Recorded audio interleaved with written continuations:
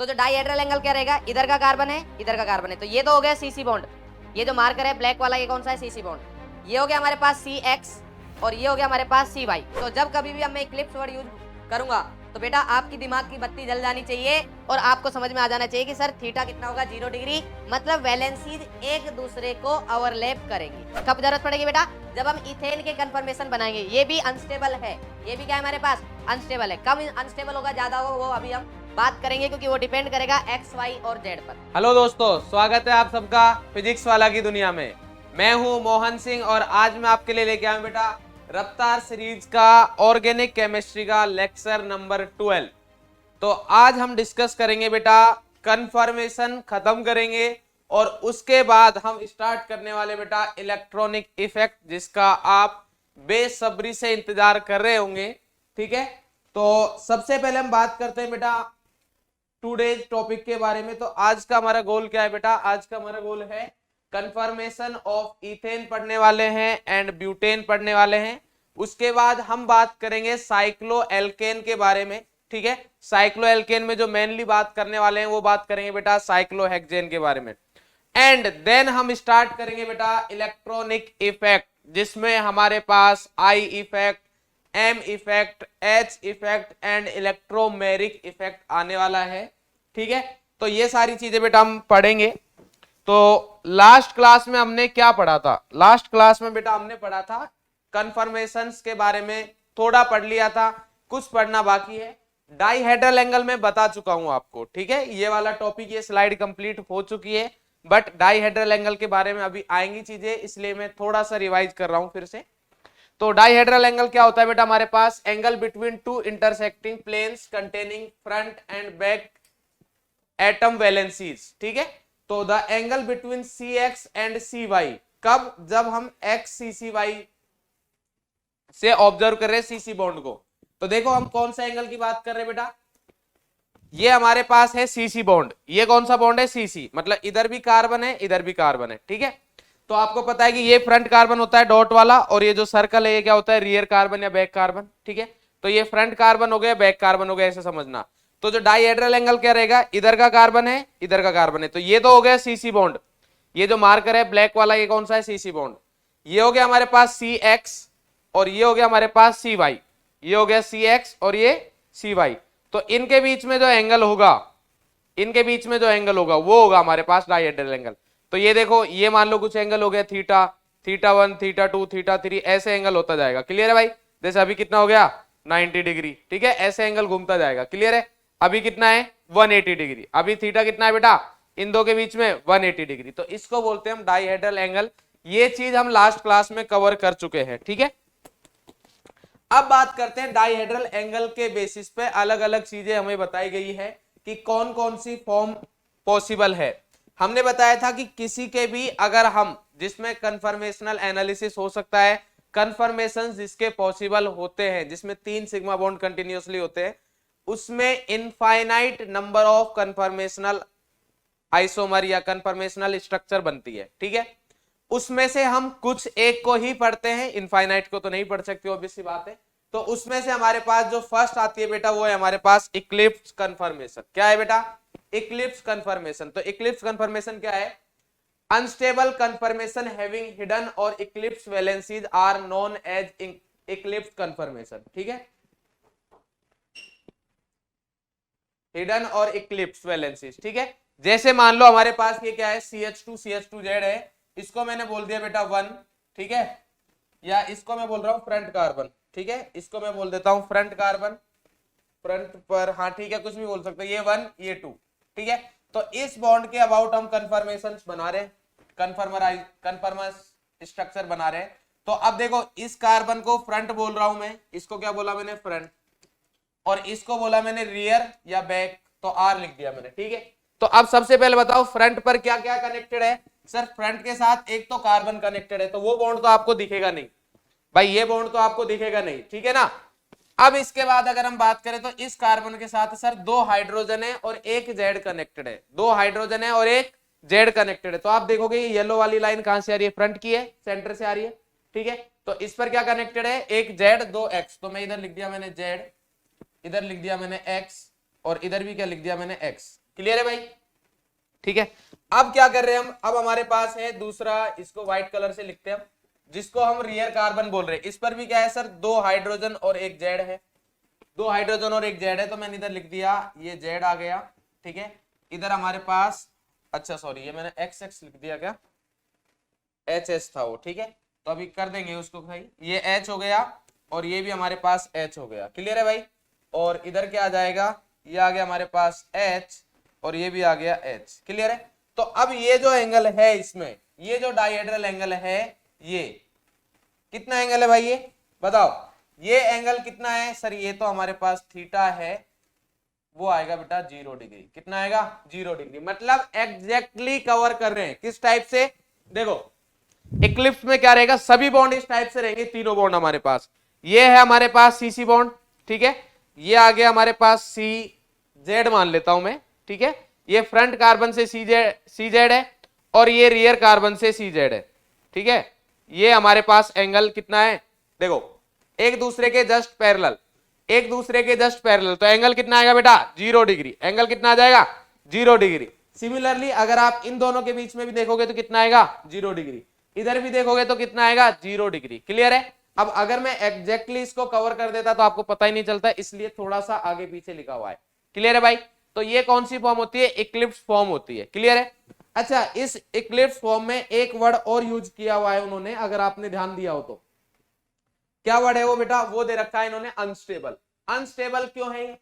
Eclipse form क्या होती है? हाईली अनस्टेबल होती है। इक्लिप्स फॉर्म क्या होती है बेटा? हाईली अनस्टेबल होती है। वो क्यों होती है? देखो ये हमारे पास है, ठीक है, अब देखो इधर हमारे पास जेड ग्रुप है और इधर भी जेड ग्रुप है। अब इधर ये जो जेड है और इधर ये जेड है, इनके बीच में क्या लगेगा? रिपल्सन लगेगा। क्या लगेगा? रिपल्सन। Point number 1। दूसरा, अब ये हमारे पास जो बॉन्ड है दिख रहा है बेटा आपको, सी जेड बॉन्ड। सी जेड बॉन्ड कौन सा है? ये सी जेड बॉन्ड है और इधर भी ये सी जेड बॉन्ड है। इनके बीच में भी रिपल्सन लगता है। सर बॉन्ड के बीच में रिपल्सन कैसे लग रहा है? तो बेटा बॉन्ड किससे बन रहा है? बॉन्ड किससे बन रहा है? हमारे पास अगर कोई भी मैं बोलूं आपको कि ए और बी के बीच में बॉन्ड है, तो ये किससे बनेगा? इलेक्ट्रॉन से। तो इधर भी इलेक्ट्रॉन है, इधर भी इलेक्ट्रॉन है, तो इलेक्ट्रॉन है तो इस बॉन्ड में भी इलेक्ट्रॉन है, और अगर इसके पास अगर मान लो कि एक बॉन्ड और आता है तो इस बॉन्ड में भी क्या होंगे? इलेक्ट्रॉन होंगे। तो इलेक्ट्रॉन इलेक्ट्रॉन में तो रिपल्सन लगेगा ना, तो वो एक दूसरे के जस्ट पैरेलल है, तो मैक्सिमम रिपल्सन लगता है, जिसकी वजह से क्या होते हैं बेटा? अनस्टेबल कंफर्मेशन होते हैं। क्लियर है बेटा? चलिए, तो ये तो हो गया हमारे पास एक इक्लिप्स। तो जब कभी भी अब मैं इक्लिप्स वर्ड यूज करूंगा तो बेटा आपकी दिमाग की बत्ती जल जानी चाहिए और आपको समझ में आ जाना चाहिए कि सर थीटा कितना होगा? 0 डिग्री। मतलब वैलेंसीज एक दूसरे को ओवरलैप करेंगी। क्लियर है बेटा? क्लियर भाई? ठीक है। अच्छा, इसमें एक पॉइंट और बताना चाहूंगा मैं आपको कि अगर ये तो है हमारे पास इक्लिप्स, ठीक है, एक और बना देता हूं मैं आपको,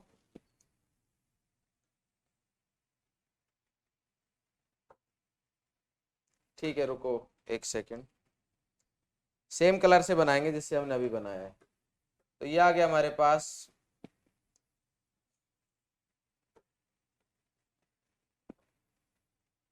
1 2 3, ठीक है, और सिमिलरली 1 2 3 इधर आ जाएगा। ये आ गया 1, ये आ गया 2 और ये आ गया 3। क्लियर है भाई? अब देखो, अगर हमारे पास पहले येलो वाली वैलेंसीज कंप्लीट कर रहा हूं मैं। येलो वाली मान लो मेरे पास क्या है, इधर ये येलो वाली हो गई x, ठीक है, और इधर आ गई y और इधर आ गई z। मान लो ऐसा कुछ है। येलो वाली वैलेंसी क्या है? एक x, एक y, एक z। क्लियर है? और इधर क्या है हमारे पास? जो व्हाइट वाली वैलेंसी है वो मान लेते हैं। इधर हमारे पास क्या है बेटा? ये हो गई y, ठीक है, ये हो गई हमारे पास z, वो हो गई y, ठीक है, ये हो गई हमारे पास z और ये हो गए हमारे पास x। ठीक है, तो ये भी इक्लिप्स फॉर्म तो है। क्यों? क्योंकि सर एक दूसरे की वैलेंसी को कवर कर रहे हैं, ओवरलैप कर रहे हैं। बात समझ में आ रही है? बट सर इधर थोड़ा सा डिफरेंस है। इधर z को z ओवरलैप कर रहा था, h को h कर रहा था और h को h कर रहा था। इधर सर थोड़ा सा डिफरेंस है, x को y कर रहा है, ठीक है, और y इधर मतलब y को x कर रहा है, इधर क्या कर रहा है बेटा? z को y कर रहा है और x को z कर रहा है। बात समझ में आ रही नहीं आ रही? इसका मतलब यह है कि इक्लिप्स फॉर्म तो ये भी है, बट इसको बोल देते हैं हम पार्शियली इक्लिप्स। क्या बोल देते हैं बेटा? Partially Eclipse. इसकी अभी हमें जरूरत पड़ेगी कब? Partially Eclipse.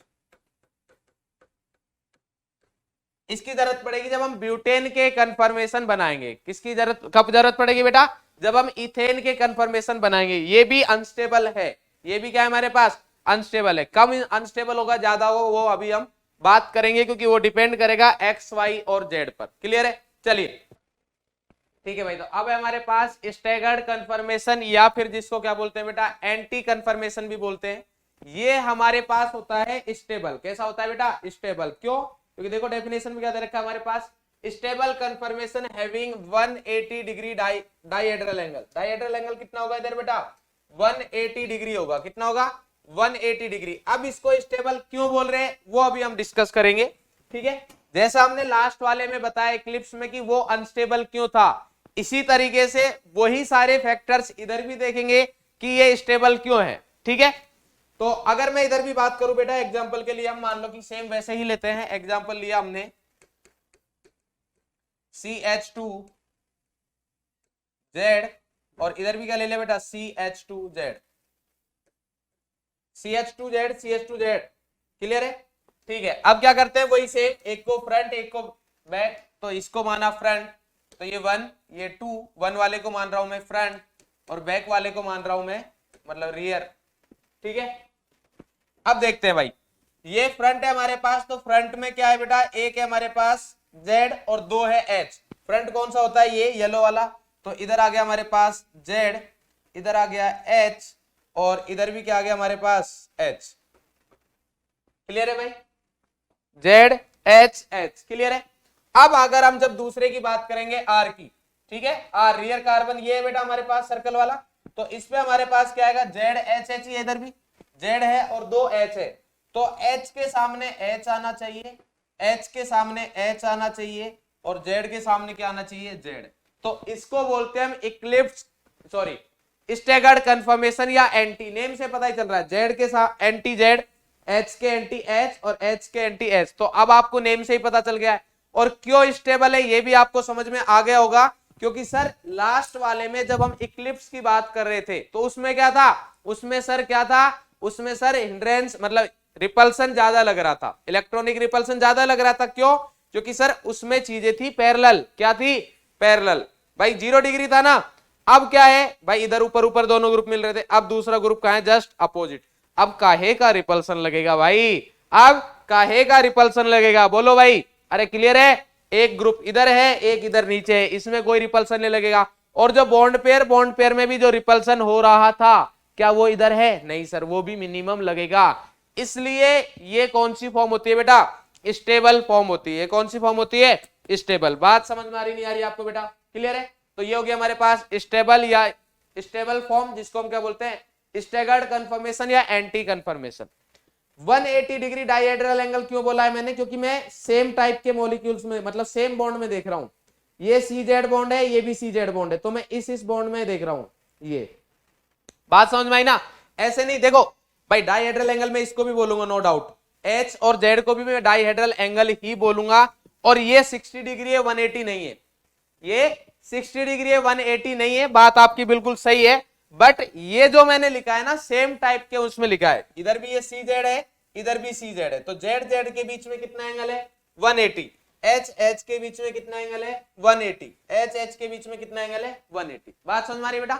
मतलब जस्ट अपोजिट होना चाहिए। क्लियर है? सेम ग्रुप के सामने सेम ग्रुप। नेक्स्ट आता है हमारे पास स्क्यू कन्फर्मेशन। तो all conformations other than staggered and eclipse are skew conformation. ठीक है, स्टैगर्ड और इक्लिप्स के अलावा बाकी जो भी कन्फर्मेशन होते हैं सबको क्या बोलते हैं? स्क्यू कन्फर्मेशन बोलते हैं। ये अभी आएंगे जब हम बनाना स्टार्ट करेंगे। ठीक है, अब नेक्स्ट आता है हमारे पास, सबसे पहले हम बात करेंगे बेटा कन्फर्मेशन ऑफ इथेन। किसकी बात करेंगे? Confirmation of ethane. देखो जब मैंने आपको कन्फर्मर्स पढ़ाया था तो स्टार्टिंग में हमारे पास था कन्फर्मेशनल एनालिसिस की डेफिनेशन बताई थी। क्या बताया था? कि कन्फर्मेशन जो भी कोई कंपाउंड होगा उनको पोटेंशियल एनर्जी से रिलेट करके हम कैसे उसका एनालिसिस करते हैं। पोटेंशियल एनर्जी और स्टेबिलिटी को कैसे एनालिसिस करते हैं उसको बोलते हैं हम कन्फर्मेशनल एनालिसिस। तो हम सबसे पहले कन्फर्मर्स बनाएंगे और देन हम उनकी स्टेबिलिटी के बारे में बात करेंगे। क्लियर है भाई? चलिए सबसे पहला आया हमारे पास इथेन। तो इथेन क्या होता है? इथेन क्या होता है? तो इथेन अब आपको सबको पता है सर, इथेन होता है हमारे पास CH3 तो ये आ गया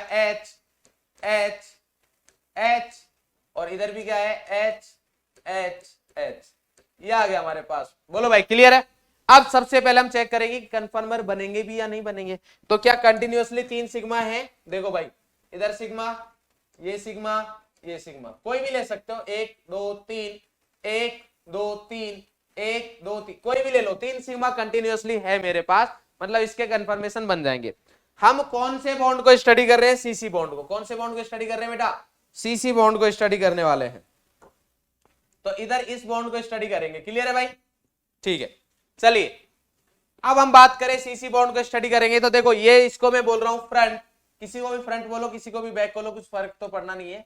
ये फ्रंट है, ये रियर है, रियर या फिर बैक कार्बन। ठीक है, फ्रंट कार्बन मतलब आगे वाला कार्बन और रियर कार्बन मतलब पीछे वाला कार्बन। अब फ्रंट को किससे लिखते हैं हम? डॉट से, तो ये सारे डॉट रहे। और रियर को किससे बनाते थे? सर्कल से। तो अब सर्कल भी बना देते हैं भाई हम एक। ठीक है, सर्कल बनाते हैं। तो सर्कल हमने बनाया 1 2 3, 3 ही क्यों बनाए ऐसा मतलब अभी आपको पता लग जाएगा। ठीक है, चलो अब स्टार्ट करते हैं। हम सबसे पहले हम करते हैं इक्लिप्स फॉर्म से स्टार्ट करते हैं। किससे करते हैं? इक्लिप्स से। इक्लिप्स में क्या था सर? एक दूसरे को कवर कर रहे थे। इक्लिप्स में क्या था? एक दूसरे को कवर कर रहे थे। तो इस टाइप से आएगा हमारे पास ये।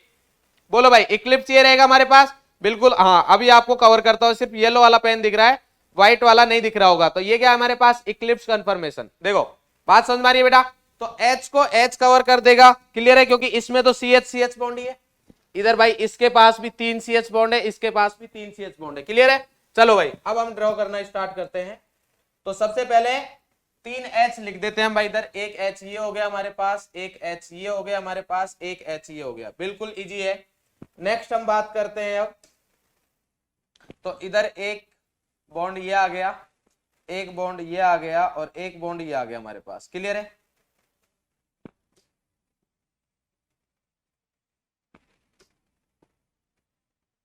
ये आ गया तीनों। ठीक है, अब अगर इसको हम बनाएं, एक H ही आ गए, तो इस पे भी क्या आएगा? तीनों H ही आएंगे। तीनों क्या आएंगे बेटा? H ही आएंगे। ये H, ये H और ये H। अब हम क्या कर रहे हैं? अब हम इस बॉन्ड को रोटेट कर रहे हैं। अब देखना, एक बॉन्ड को मैं सेम रखूंगा, एक बॉन्ड को मैं सेम रख रहा हूं, तो जो फ्रंट कार्बन है, जो फ्रंट है उसको क्या रख रहे हैं हम? सेम रख रहे हैं। फ्रंट वाले को क्या रख रहे हैं? सेम रख रहे हैं। रियर वाले को रोटेट करेंगे। ठीक है, कितने डिग्री से? 60 डिग्री क्लॉकवाइज। 60 डिग्री से रोटेट किया। कौन सा? क्लॉकवाइज। ठीक है, रोटेट आपको ऐसे ही करना है, 60 डिग्री, देन फिर 60, फिर 60, फिर 60। तो जितने कंफर्मेशन बनते जाएंगे उनको हम स्टडी कर लेंगे। क्लियर है भाई? तो अब ध्यान देना, क्या हुआ हमारे पास? रियर वाला तो सेम है, तो रियर वाला सेम रहेगा, येलो वाला सेम है हमारे पास, तो इस पर तो 3 H लिख ही देते हैं हम, क्योंकि इसको चेंज नहीं कर रहे हैं।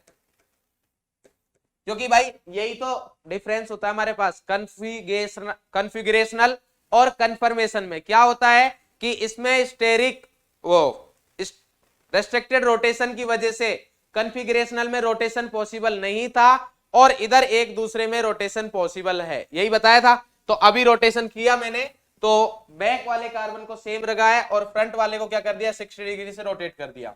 तो मतलब ये H इधर आ जाएगा, ये H इधर आ जाएगा, ये H इधर आ जाएगा। क्यों? क्योंकि अभी जो एंगल है, ये तो आपको समझ में आ रहा होगा कि अभी एंगल इनके बीच में कितना है? 120। भाई इनके बीच में जो हम एंगल की बात कर रहे हैं, ये एंगल कितना हमारे पास? 120 है। ठीक है, तीनों एंगल कितने हैं? ये भी 120 है, ये भी 120 है और ये भी 120 है। तीनों एंगल कितने हैं? 120। तो अगर मेरे को 60 डिग्री पर लेके जाना है, तो इधर आएगा 60, ये एंगल कितना हो जाएगा? 60। तो अभी देखो हमारे पास ये आ गया 60, तो एक H इधर आ गया, एक H इधर आ जाएगा और एक H इधर आ जाएगा। क्लियर है? और तीनों आ गए हमारे पास H। H H H. अब बताओ भाई ये कौन सी फॉर्म है, जल्दी से बताओ ये कौन सी फॉर्म है। सर H के सामने H, H के सामने H, H के सामने H। ये तो सर एंटी या फिर स्टेगर्ड फॉर्म बन गई। क्या बन गई? एंटी या फिर स्टेगर्ड फॉर्म बन गई। तो ये हमारे पास था इक्लिप्स और ये क्या हो गया हमारे पास? एंटी या फिर स्टेगर्ड।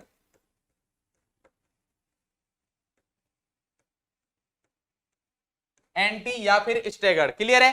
अब हम क्या करते हैं, फिर से 60 डिग्री रोटेट करते हैं।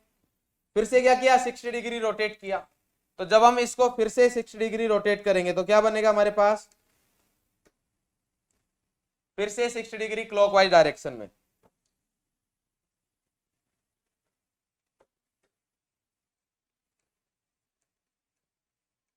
क्लॉकवाइज 60 डिग्री क्लॉकवाइज डायरेक्शन में रोटेट किया तो क्या बनेगा अब हमारे पास? देखो फिर से वही सेम, येलो वाले तो सेम रहेंगे क्योंकि रियर वाले को हम रोटेट नहीं कर रहे हैं। अगर कोई बच्चा बोले कि सर रियर वाले को क्यों नहीं कर रहे, कर सकते हो, रियर को कर देना तो फ्रंट को सेम रखना, फ्रंट को रोटेट कर रहे हो तो रियर वाले को फिक्स रखना है। ठीक है भाई? अब क्या करें, अब जब इसको 60 डिग्री से रोटेट करेंगे तो ये एच 60 आएगा, मतलब इस एच के पास आ जाएगा, ये एच इधर शिफ्ट हो जाएगा। ये अरे समझ में आ रहा है? देखो इस एच को लेके आए हम इधर, ये एच आया इधर और ये एच आया इधर। जब हमने 60 से रोटेट किया, अब फिर से 60 कर रहे हैं, टोटल कितना था? 120। तो अब ये एच सॉरी ये एच आ जाएगा इधर, ये एच आ जाएगा इधर और ये एच आ जाएगा इधर। तो कर दे भाई, देखो तो क्या बनेगा।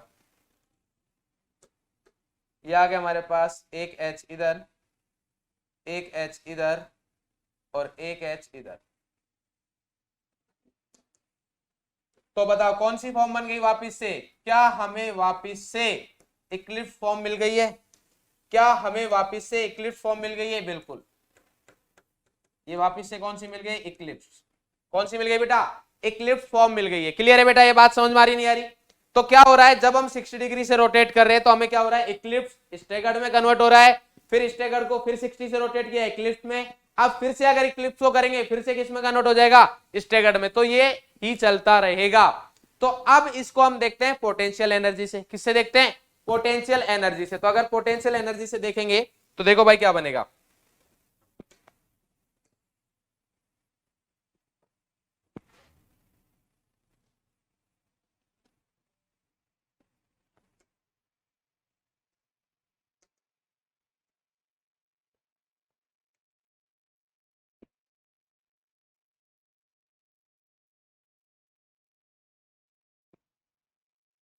इधर है हमारे पास डाइहेड्रल एंगल थीटा। क्या है बेटा? डाइहेड्रल एंगल, जिसको हम क्या बोल रहे हैं? थीटा। और इधर हमारे पास क्या है बेटा? इधर हमारे पास है पोटेंशियल एनर्जी। क्या है? Potential energy. ठीक है? अब देखो डाइहेड्रल एंगल कितना है, इधर हमारे पास 0 डिग्री, ये हो गया 0 डिग्री। इसका इधर मान लेते हैं हम 60, इधर मान लिया मैंने 60, इधर ही हो गया हमारे पास 120। ठीक है? फिर हमने कितना मान लिया? 180, देन 240, 360 सॉरी 300 और 360। थोड़ा पास पास करते हैं। 60, 120, 180, 60 60 के ऐड करते जा रहे हैं। 240, 300, 360। तो ये हो गया 60 डिग्री, ये 120 और ये हमारे पास आ गया बेटा कितना? बताओ कितना है बेटा? 180 और फिर कितना आ गया हमारे पास? 240, देन 300 और देन कितना आ गया? 360। क्लियर है? और इनकी जो स्टेबिलिटी का ऑर्डर आएगा वो क्या रहेगा? देखो भाई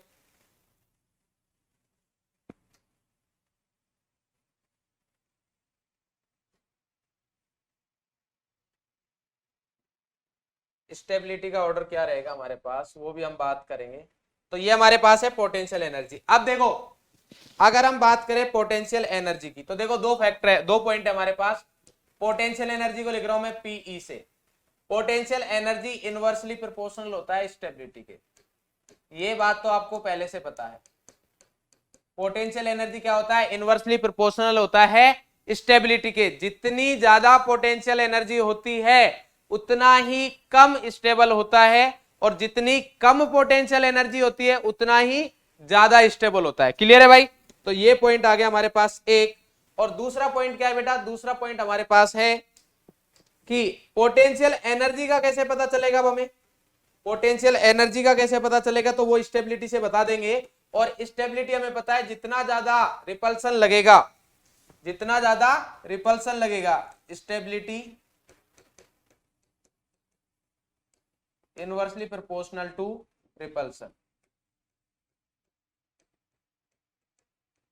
क्लियर है भाई? Stability inversely proportional to repulsion. ठीक है, अब अगर हम बात करें, ठीक है, अब देखो इधर देखेंगे, ये हमारे पास मैक्सिमम रिपल्सन है। इस वाले केस में क्या है हमारे पास? Maximum repulsion. देखो मैक्सिमम रिपल्सन कैसे है, ये हमने देखा सर कि ये हमारे पास था एक, ये आ गया। तो इसमें हमारे पास जो फर्स्ट वाला फॉर्म है इसमें ये बन रहा है, और इसमें हमारे पास जो इसके साथ बॉन्ड H और H है, तो H H में भी रिपल्सन लग रहा है, और बॉन्ड पेयर में भी रिपल्सन लग रहा है क्योंकि पैरेलल है। ठीक है, और उसके बाद दूसरी फॉर्म हमारे पास बन रही है ये। क्लियर है? इसमें सर H H में रिपल्सन, एक H इधर है एक H इधर है, जो यहाँ पे आपको लास्ट में येलो दिख रहा है, तो एक दूसरे के जस्ट अपोजिट हो गए, मैक्सिमम डिस्टेंस पर है तो रिपल्सन कम लगेगा। और बॉन्ड पेयर भी क्या है? मैक्सिमम रिपल्सन पे। अगर मान लो इधर होता तो भी बॉन्ड पेयर रिपल्सन कुछ तो लगता, बट अभी मिनिमम लगेगा। बात समझ में आ रही है बेटा?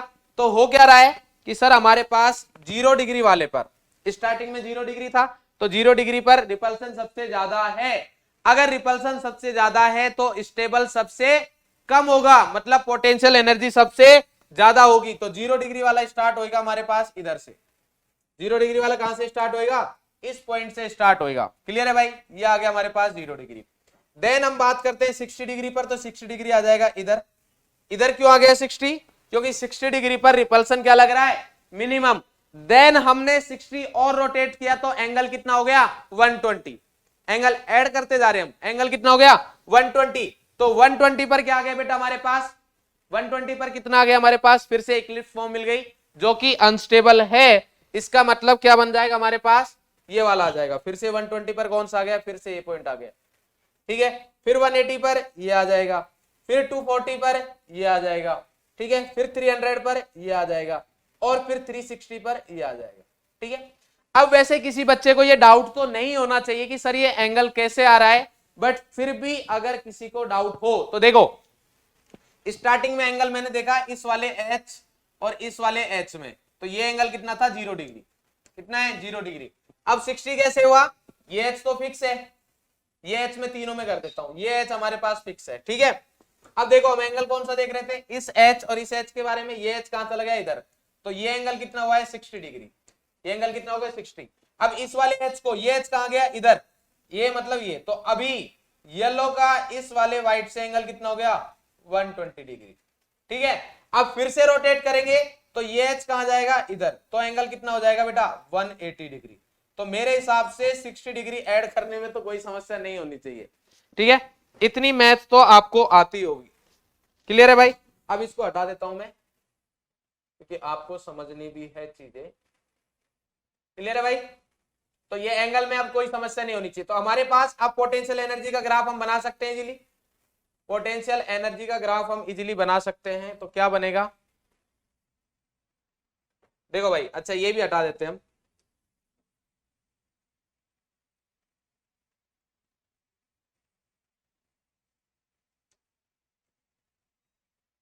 ठीक है, इधर ये फर्स्ट वाला बने रहने दे रहा हूं बस मैं। ठीक है, चलो भाई, अब क्या बना हमारे पास? ग्राफ। अब अगर हम ग्राफ बनाएंगे तो क्या बनेगा? पहला पॉइंट इधर से स्टार्ट हुआ,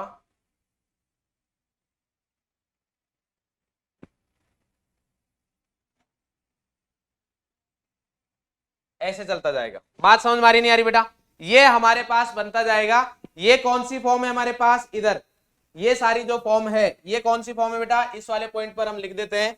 इधर क्या बन रहा है हमारे पास? ये बन रहा है सर स्टैगर्ड।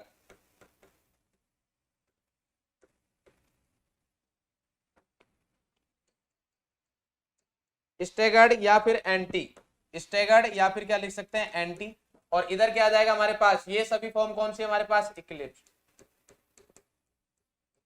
ये सारे पीक कौन से हमारे पास, इक्लिप्स फॉर्म, ठीक है। और ये सारे नीचे वाले पॉइंट कौन से हमारे पास, एंटी फॉर्म। क्लियर है बेटा, क्लियर है।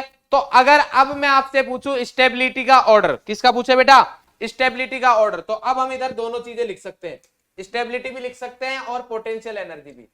तो ये आ गया हमारे पास स्टेबिलिटी, ठीक है। और दूसरा पॉइंट आ जाएगा हमारे पास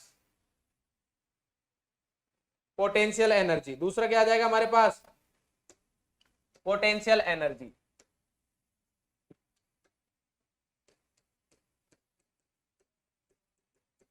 पोटेंशियल एनर्जी। तो दोनों में से कोई भी ऑर्डर पूछे हम इजीली बता देंगे अब। क्लियर है भाई। तो स्टेबिलिटी का ऑर्डर क्या आएगा बताओ, स्टेबिलिटी का ऑर्डर आएगा सर हमारे पास, स्टेबिलिटी किसकी ज्यादा है, जिसकी पोटेंशियल एनर्जी, स्टेबिलिटी किसकी ज्यादा है, जिसकी पोटेंशियल एनर्जी क्या है, कम है, उसकी स्टेबिलिटी ज्यादा होगी। और पोटेंशियल एनर्जी किसकी कम है, एंटी वाले की। तो ये क्या होगा सर, स्टेबिलिटी होगी हमारे पास एंटी की ज्यादा होगी, किससे, इक्लिप्स।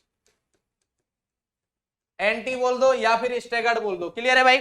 सिमिलरली अगर मैं पोटेंशियल एनर्जी की बात करूंगा, इनवर्सली प्रोपोर्शनल होगा, तो इस वाले केस में इक्लिप्स की ज्यादा आ जाएगी, किससे, एंटी से। तो ये हमारे पास आ गया बेटा किसमें, ये हमारे पास आ गया ये इथेन के कंफर्मेशन किस टाइप से होगा। क्लियर है। अब हम बात करेंगे किसकी, अब हम बात करेंगे बेटा ब्यूटेन की। अब हम बात किसकी करेंगे, ब्यूटेन की। तो अब देखो ब्यूटेन में हमारे पास आता है फॉर्मूला,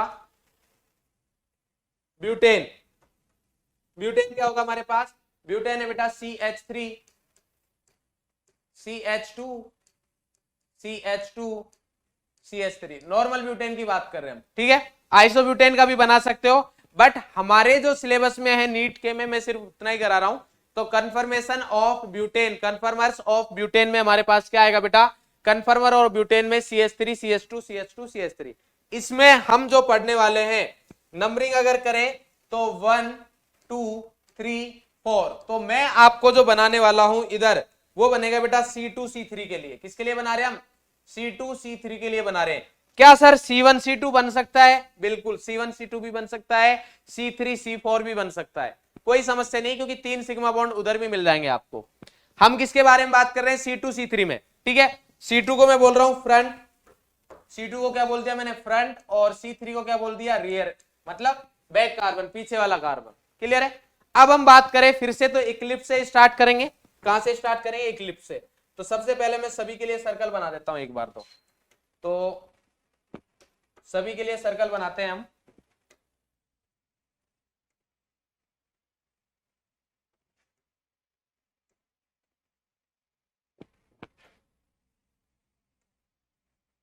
इसमें हमें अलग अलग मिलेंगे 60 डिग्री के रोटेट पर। और ऐसा क्यों मिलेगा, बिकॉज इधर हमारे पास तीनों वैलेंसी सेम नहीं है, 2 H है और एक क्या है बेटा CH3, जिसकी वजह से हमें अलग अलग मिलने वाले हैं, जिसकी वजह से हमें अलग अलग मिलने वाले हैं। क्लियर है भाई।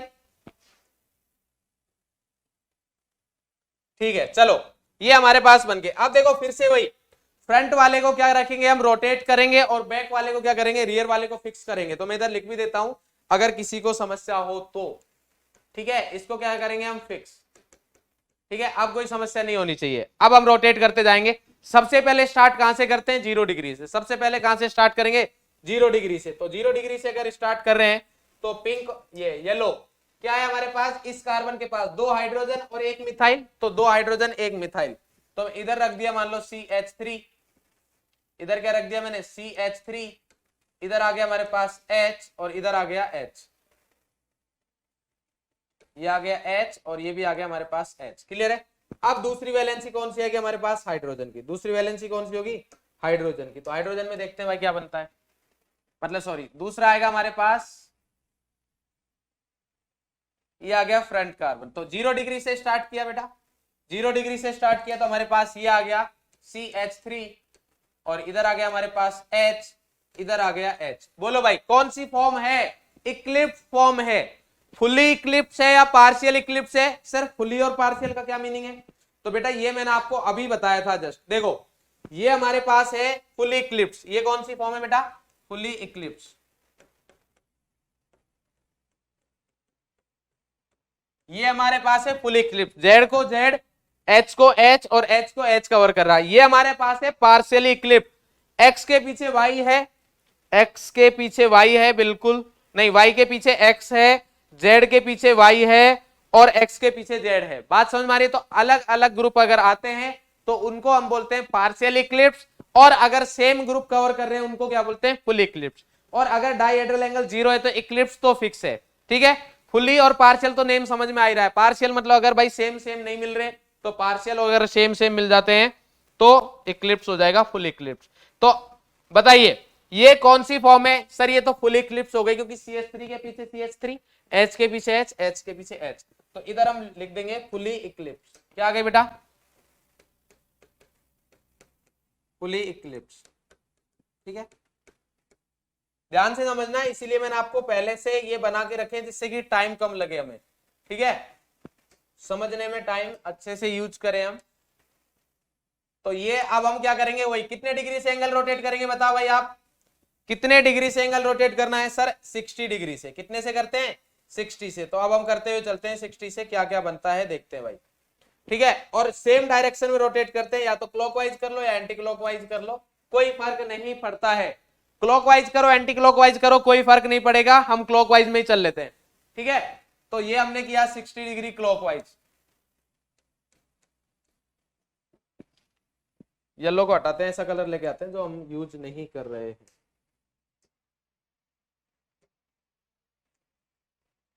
ये आ गया हमारे पास 60 डिग्री क्लॉकवाइज। किसको रोटेट करना है उधर देख लो, रियर वाला कार्बन जो येलो वाला है वो तो फिक्स है, और जो सर्कल है वही रोटेट होगा बस, ठीक है। इधर भी क्या होगा 60 डिग्री क्लॉकवाइज। क्लॉकवाइज के लिए CW लिखूंगा अब मैं बस, ठीक है। इधर भी 60 डिग्री CW। चलो भाई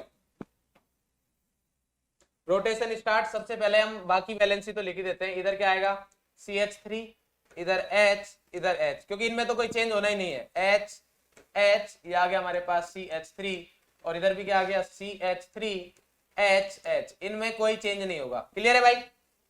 ठीक है। अब हम देखते हैं बाकियों को, तो बाकियों का क्या कहना है वो चेक करते हैं भाई। तो बाकी क्या बोल रहे हैं? बाकी बोल रहे हैं हमारे पास कि जब आप 60 डिग्री को रोटेट करोगे तो ये CH3 इधर था, तो ये 60 डिग्री पर इधर आ जाएगा। कहां जाएगा? इस वाले बॉन्ड पर। बात समझ में आ रही बेटा? बात समझ में आ रही नहीं आ रही? तो ये आ गया हमारे पास रोटेशन के बाद H, एक बॉन्ड इधर आएगा, एक बॉन्ड इधर आ जाएगा और एक बॉन्ड इधर आ जाएगा। क्लियर है? तो क्या हुआ, CH3 रोटेट होके क्लॉकवाइज इधर आया है, तो ये आ गया हमारे पास CH3, ये आ गया हमारे पास H, और ये आ गया हमारे पास H।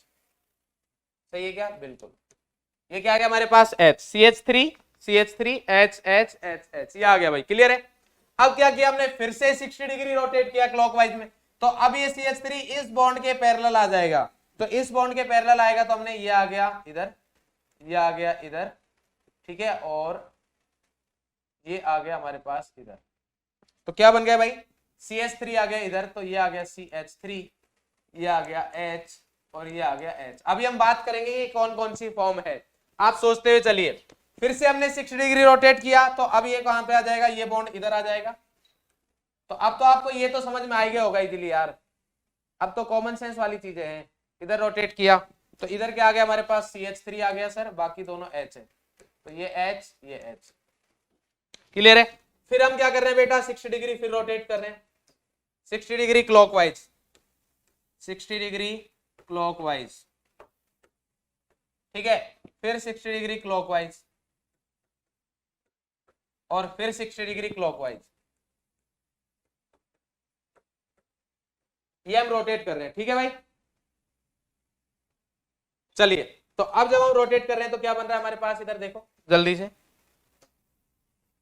पहले जो वैलेंसी सेम है उनको लिख देंगे। ये आ गया हमारे पास CH3, इधर है H, इधर है H, इधर आ गया हमारे पास CH3, इधर है H, इधर H, इधर है हमारे पास CH3 और इधर है हमारे पास H, इधर है हमारे पास H। क्लियर है?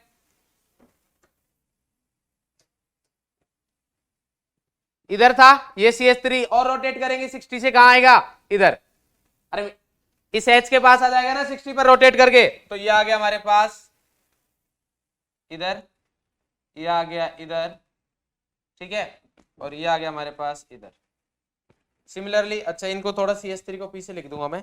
अब फिर 60 रोटेट करेंगे तो ये फिर से इधर आ जाएगा, तो ये आ गया हमारे पास इधर, ये आ गया इधर, ये इधर। तो सिंपल है इन बॉन्ड का, तो एक बार पैरेलल एक बार जस्ट अपोजिट, ठीक है, दोनों के बीच में। तो अब कहां पे आ जाएगा हमारे पास? फिर से पैरेलल हो जाएगा, ये आ गया, ठीक है। बस हमें ग्रुप्स को देखना है कि कौन सा ग्रुप कहां पर है, ठीक है भाई। तो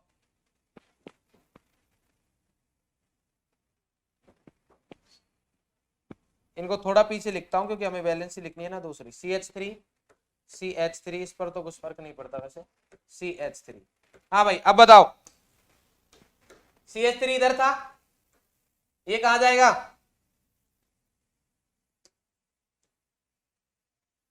CH3 ये इधर था, ये इधर आ जाएगा, तो ये आ गया हमारे पास CH3 इधर, और बाकी दोनों H है ही, ठीक है। अब ये CH3 कहां जाएगा? इधर, तो ये आ गया CH3 और ये आ गया H, ये आ गया H, ठीक है। अब इसके बाद CH3 कहां जाएगा? इधर वापस से CH3 H H, तो जहां से स्टार्ट हुए वहीं पहुंच गए। देखो सबसे पहले इन दोनों को देखो, ये क्या सेम है? CH3 H H H H same है, तो ये भी कौन सी फॉर्म हो गई हमारे पास? Fully Eclipse. क्या हो गई बेटा? Fully Eclipse. अब आप स्टेगर्ड फॉर्म देखो, कहीं पर स्टेगर्ड फॉर्म दिख रही है क्या? स्टेगर्ड फॉर्म चेक करो भाई, कहीं स्टेगर्ड फॉर्म दिख रही है क्या? हाँ सर दिख रही है। CH3 के जस्ट सामने क्या है? CH3, H के जस्ट सामने क्या है? H, और इधर भी H के सामने क्या है? H। तो क्या हो गया बेटा? ये तो कौन सा हो गया? स्टेगर्ड फॉर्म या फिर एंटी फॉर्म। कौन सी हो गई बेटा? स्टेगर्ड फॉर्म या फिर एंटी फॉर्म। तो इधर लिख देते हैं हम स्टेगर्ड, सॉरी एंटी या स्टेगर्ड कुछ भी लिख लो, एंटी लिख देता हूं, एंटी। क्लियर है? अब सर ये तो हमें समझ में आ गया, अब बाकियों का क्या? तो पार्शियल इक्लिप्स दिख रही है क्या आपको? सर इधर कवर तो कर रही है, क्योंकि पार्शियल इक्लिप्स में हमें पता है कि एक बॉन्ड दूसरे बॉन्ड के पैरेलल होता है। पार्शियल इक्लिप्स में इतना तो समझ में आता है कि एक बॉन्ड दूसरे बॉन्ड के क्या होता है?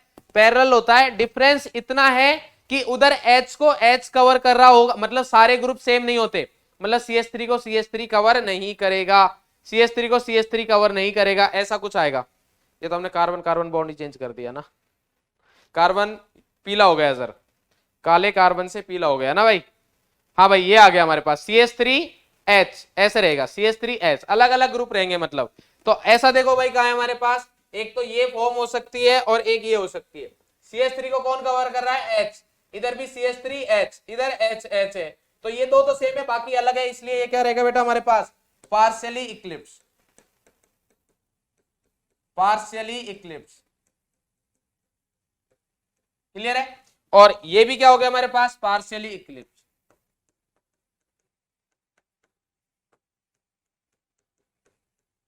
अब हमारे पास बची दो फॉर्म मेरे हिसाब से।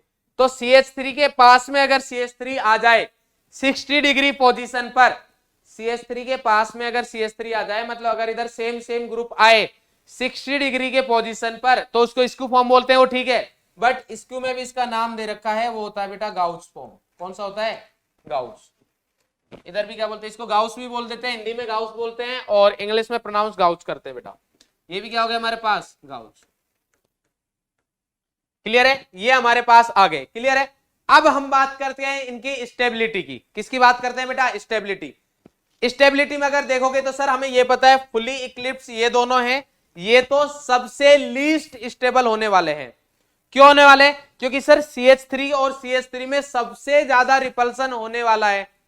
CH3 और CH3 में रिपल्सन सबसे ज्यादा होने वाला है।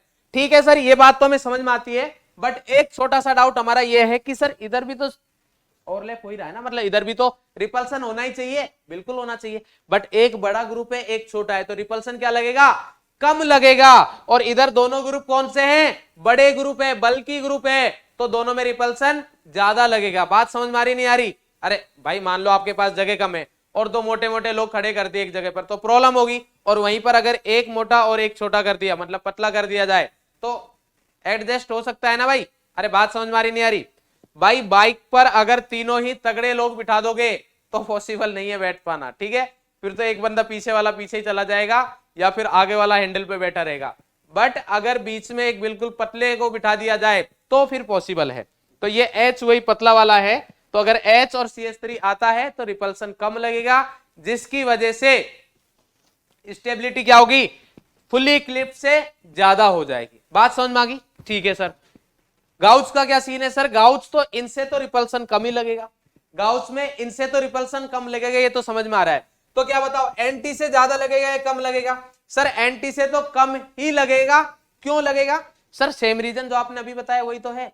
क्या रीजन है भाई? कि सर आप बोल रहे हो कि CH3 अगर पास में रहता है तो रिपल्सन ज्यादा लगेगा। तो इधर देखो आप, ये CH3 है और ये CH3 है, ये थोड़े पास में 60 पर है, और ये CH3 कहां है? जस्ट अपोजिट 180 पर। तो सर इसमें तो सबसे कम रिपल्सन लगेगा ना। समझ में आ रही है बात? तो में बिल्कुल सही बात है बेटा आपकी, ये बात बिल्कुल सही है, ठीक है? तो इसलिए अब हमें स्टेबिलिटी का पता लग गया। तो मैं एक बार ऐसे लिख देता हूं इधर, एंटी वाला सबसे ज्यादा स्टेबल, देन गाउस, और फिर क्या आएगा हमारे पास? पार्शियल इक्लिप्स, और लास्ट में क्या आ जाएगा बेटा? फुल इक्लिप्स, ठीक है? AGPF क्या आ गया बेटा? AGPF, ठीक है? जैसे KGF वैसे ही AGPF, P और आ गया बीच में, ठीक है? अरे क्लियर है भाई? A क्या हो गया? एंटी, G क्या हो गया? गाउस, P क्या हो गया? पार्शियल इक्लिप्स, और F क्या हो गया? Fully Eclipse. क्लियर है बेटा? ये हमारे पास आ गया किसका ऑर्डर है? स्टेबिलिटी का। किसका है बेटा? स्टेबिलिटी। तो अब हम फिर से क्या बनाते हैं? पोटेंशियल एनर्जी का ग्राफ बनाते हैं। इसमें हमें टाइम लगने वाला है, ठीक है? तो जल्दी से देखेंगे बेटा ध्यान से, क्योंकि अभी ज्यादा बनेंगे ना, और इतना अच्छा मैं बनाता भी नहीं हूं, बट देखते हैं क्या बनता है। ये आ गया भाई हमारे पास। इधर क्या है मैं लिख देता हूं, पोटेंशियल एनर्जी, और इधर क्या है हमारे पास? थीटा। थीटा से समझ जाओगे डाइहेड्रल एंगल है। क्लियर है भाई?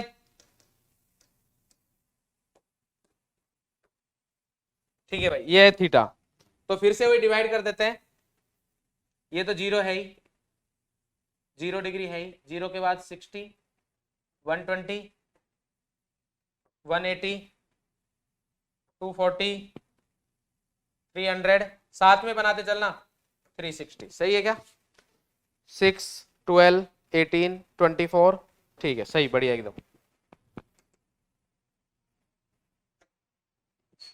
अब ये जिससे कि हम चीजें सही से ड्रॉ कर पाए, है ना, मतलब थोड़ा अच्छा सा डायग्राम बन जाए, वरना तो बहुत गंदा बनेगा। तो उसके लिए थोड़ा सा ठीक कर लेते हैं चीजों को। इसको थोड़ा नीचे करेगा, ठीक है? चलो,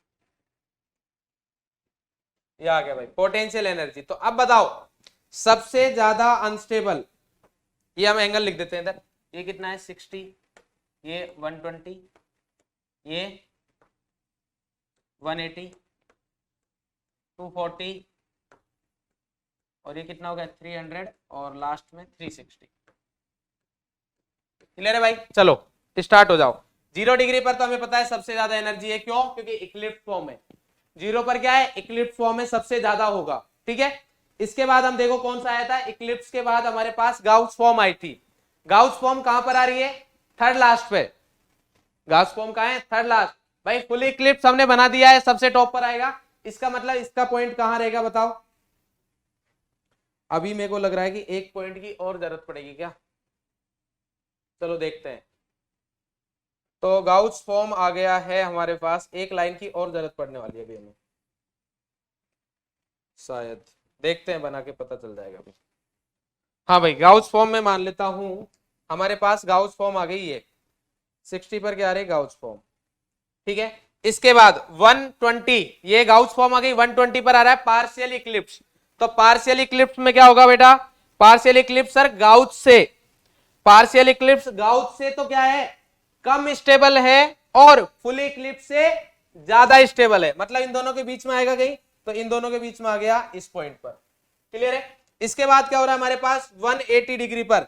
180 डिग्री पर तो सर हमारे पास क्या आ गया बेटा? एंटी मतलब सबसे ज्यादा स्टेबल होगा, 180 डिग्री पर सबसे ज्यादा स्टेबल। तो सबसे ज्यादा स्टेबल तो कहां है, ये वाला पॉइंट है। क्लियर है भाई, ये आ गया हमारे पास सबसे ज्यादा स्टेबल। इसके बाद है 240, 240 मतलब और उधर से रोटेट हो गए क्या है फिर से हमारे पास पार्शियल इक्लिप्स। पार्शियल इक्लिप्स वाला कौन सा है भाई, सर पीक से एक कम, पीक से एक कम, पीक से एक कम ये है, तो पीक से एक कम आ गया हमारे पास ये, तो इधर कहीं बनेगा। और फुल इक्लिप्स के बाद फिर क्या, पार्शियल इक्लिप्स के बाद क्या बन रहा है, फिर से गाउच बन रहा है। तो गाउच में कहा जाएगा, गाउच आ जाएगा सर हमारे पास ये, तो ये आ गया 300। और लास्ट में क्या बन रहा है हमारे पास 360 पर फिर से फुल इक्लिप्स, तो ये आ जाएगा ये पॉइंट। अब इनको मिला देते हैं हम।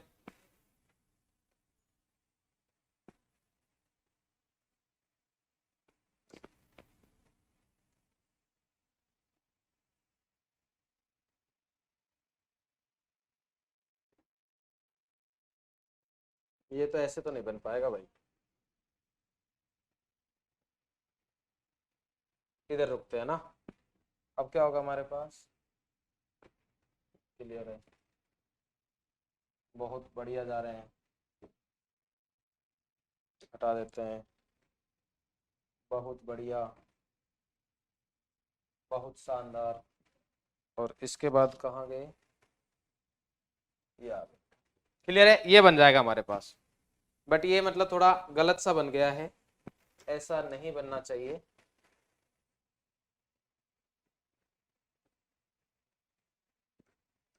यार ज्यादा है ना, मतलब तुम सेम पेपर मत जाना इसकी पर, मतलब क्योंकि ऐसे कर्व सही से बन नहीं रहे मेरे से।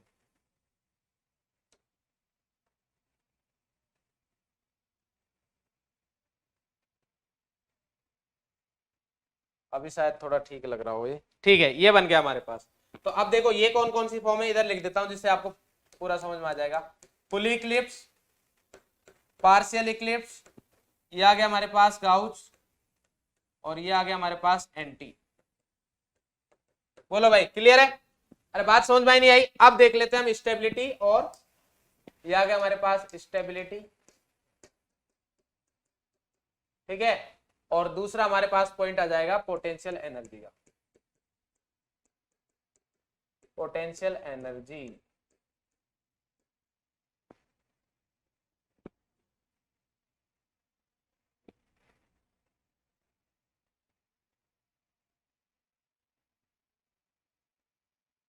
देखो भाई क्या आएगा, स्टेबिलिटी तो बताया था केजीएफ जैसे ही एजीपीएफ, याद करना बिल्कुल इजी हो गया। केजीएफ एजीपीएफ, ए के की जगह ए आ जाएगा, ए मतलब क्या हो गया एंटी, जी मतलब क्या हो गया सर गाउच। अब पी और आ जाएगा, बस क्या आ गया बेटा पी। भाई केजीएफ 1 और केजीएफ पार्ट 2 है, मूवी पता होगा ना, शायद पता होगा, काफी अच्छी मूवी है, काफी अच्छी क्या, काफी ज्यादा अच्छी है। तो केजीएफ 1 और केजीएफ 2 के बीच में क्या आया, पेंडेमिक। अरे केजीएफ और केजीएफ 2 के बीच में क्या आया है, पेंडेमिक। तो एजीएफ तो क्या आ गया बीच में, पी फॉर पेंडेमिक मतलब पार्शियल, पी आ गया ना बेटा पार्शियल इक्लिप्स। सही बन गए तो आ जाना। और लास्ट में क्या आएगा, एफ मतलब फुल इक्लिप्स। और याद करने के लिए शॉर्ट में क्या याद रखोगे, एजीपीएफ। क्लियर है भाई, एंटी वाला सबसे ज्यादा होगा, इसमें कोई डाउट है नहीं। और पोटेंशियल एनर्जी का पूछे तो बस जस्ट हमको साइन ही चेंज करना है, anti, gauche, partial Eclipse,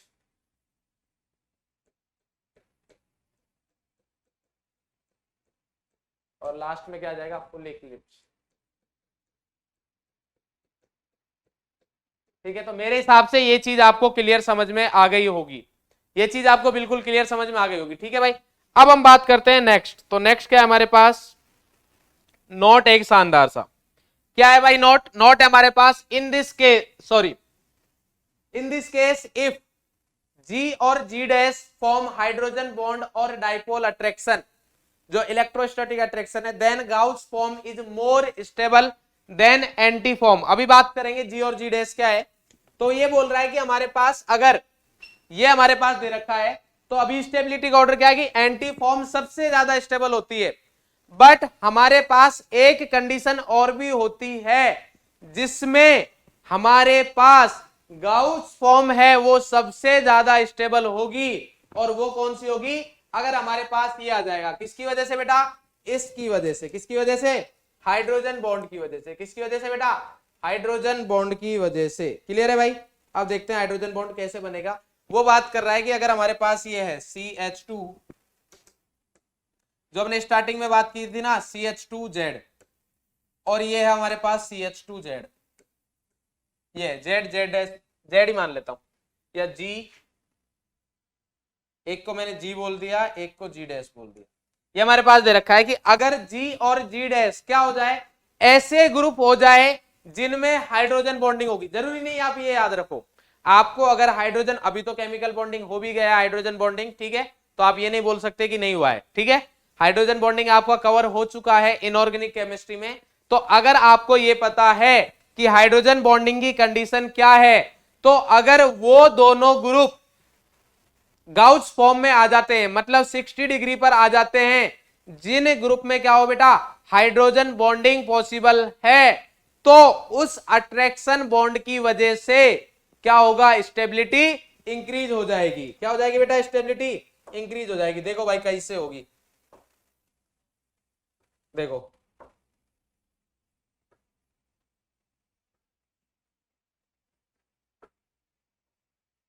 one two three, ठीक है, और दूसरा 1, उधर ही रुको भैया, कहाँ आ रहे हो, 2, और ये 3। तो ये H है हमारे पास, इसमें कोई दिक्कत नहीं। ये मैंने H रखा, इधर H रखा, इधर मान लो मैंने लगा दिया F, फ्लोरीन लगा दिया। तो अगर इधर हमारे पास आ गया ऐसा ग्रुप जिसके पास ऐसा कुछ हो, मतलब ये मोर इलेक्ट्रोनेगेटिव एटम हो और हाइड्रोजन हो, तो इधर होगा शानदार हाइड्रोजन बॉन्ड। क्या हो रहा है बेटा? हाइड्रोजन बॉन्डिंग, जिसकी वजह से ये फॉर्म ज्यादा स्टेबल हो जाएगी। किससे? एंटी से। बाकी इधर H हो कोई फर्क नहीं पड़ेगा। इधर क्या है? H है, इधर भी क्या है? H है। बात समझ में आ रही नहीं आ रही? तो ये कौन सी फॉर्म है हमारे पास? Gauss form. कौन सी फॉर्म है बेटा? Gauss form. तो वो यही बोल रहा है, सिंपल सा पॉइंट है, ये तो कॉमन सेंस वाली चीज है कि अगर भाई हाइड्रोजन बॉन्डिंग हो रही है तो ऑब्वियस सी बात है मोर स्टेबल होगा।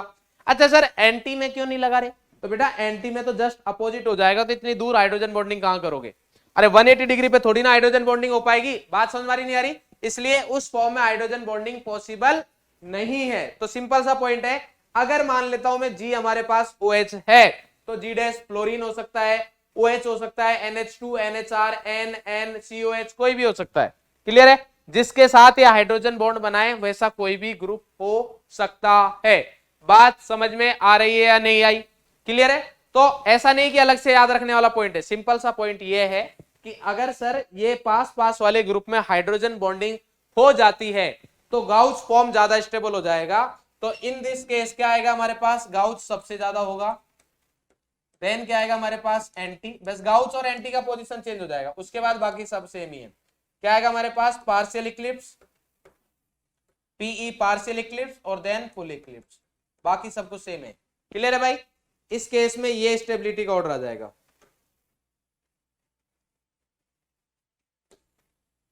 ये स्टेबिलिटी का ऑर्डर हो जाएगा। इसको गाउस इफेक्ट भी बोल देते हैं काफी लोग। क्लियर है भाई? तो ये हमारे पास था।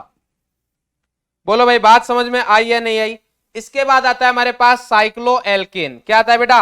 साइक्लोएल्केन। तो साइक्लोएल्केन की स्टेबिलिटी पढ़ेंगे अब। अब देखो हमारे पास साइक्लोहेक्सेन, साइक्लोएल्केन कहां से स्टार्ट होता है? 3 नंबर से, cyclopropane, then butane, pentane, hexane, ऐसे चलता जाता है, ठीक है। क्योंकि 3 कार्बन से कम की तो रिंग पॉसिबल है नहीं, ठीक है। मतलब ऐसा तो होगा नहीं कि 3 मेंबर से ज्यादा। बोले सर ये हो गई, तो मैं उसकी बात नहीं कर रहा, मैं सिर्फ हाइड्रोकार्बन की बात कर रहा हूं, ठीक है। हाइड्रोकार्बन मतलब कार्बन कार्बन कार्बन और हाइड्रोजन ही हो, तो उसमें मिनिमम 3 कार्बन चाहिए रिंग बनाने के लिए। तो जो सबसे ज्यादा स्टेबल होती है वो कौन सी होती है बेटा? साइक्लोहेक्सेन। तो cyclohexane is more stable then other cycloalkenes. ये किसके बेसिस पे? हीट ऑफ कंबशन के बेसिस पे, कि जिसकी हीट ऑफ कंबशन सबसे कम होती है उसकी स्टेबिलिटी सबसे ज्यादा होती है। सर ये कहां पढ़ाया था बेटा? ये हमने एक टॉपिक पढ़ा था, हाइपर कंजुगेशन। पढ़ा नहीं? पढ़ेंगे, ठीक है। ठीक है भाई। तो उसमें बेटा ये बताया जाएगा कि हीट ऑफ कंबसन जो होता है वो इनवर्सली प्रोपोर्शनल होता है किसके, स्टेबिलिटी के। या फिर आप हीट ऑफ कंबसन थर्मोडायनेमिक्स का एक पार्ट होता है, थर्मोकेमिस्ट्री, उधर भी स्टडी करोगे। The most stable confirmation of cyclohexane, the most stable confirmation of cyclohexane is chair form. सबसे ज्यादा स्टेबल कौन सी फॉर्म होती है हमारे पास बेटा, चेयर फॉर्म होती है। कौन सी फॉर्म होती है, चेयर फॉर्म। अभी चेयर फॉर्म क्या होगी हम देखेंगे, ठीक है। देन आता है हमारे पास chair form is staggered conformation. तो आपको समझ में आ गया होगा कि चेयर फॉर्म सबसे ज्यादा स्टेबल क्यों होती है, क्योंकि सबसे ज्यादा स्टेबल कौन सा होता है हमारे पास, स्टेगर्ड कन्फर्मेशन। और जो चेयर फॉर्म होती है वो हमारे पास क्या होती है बेटा, स्टेगर्ड कन्फर्मेशन ही होती है। बात समझ में आ रही नहीं आ रही, क्या होती है, स्टेगर्ड कन्फर्मेशन। इसकी वजह से वो सबसे ज्यादा स्टेबल होती है। और बोट फॉर्म जो होती है वो हमारे पास क्या होती है बेटा, इक्लिप्स फॉर्म होती है। कौन सी होती है, इक्लिप्स फॉर्म। क्लियर है। स्टेबिलिटी का ऑर्डर मैं बता देता हूं, वैसे आपसे नहीं पूछा जाएगा बट फिर भी अगर किसी बुक में आपको क्वेश्चन मिल जाए तो देख लेना। स्टेबिलिटी ऑफ साइक्लोएल्केन्स,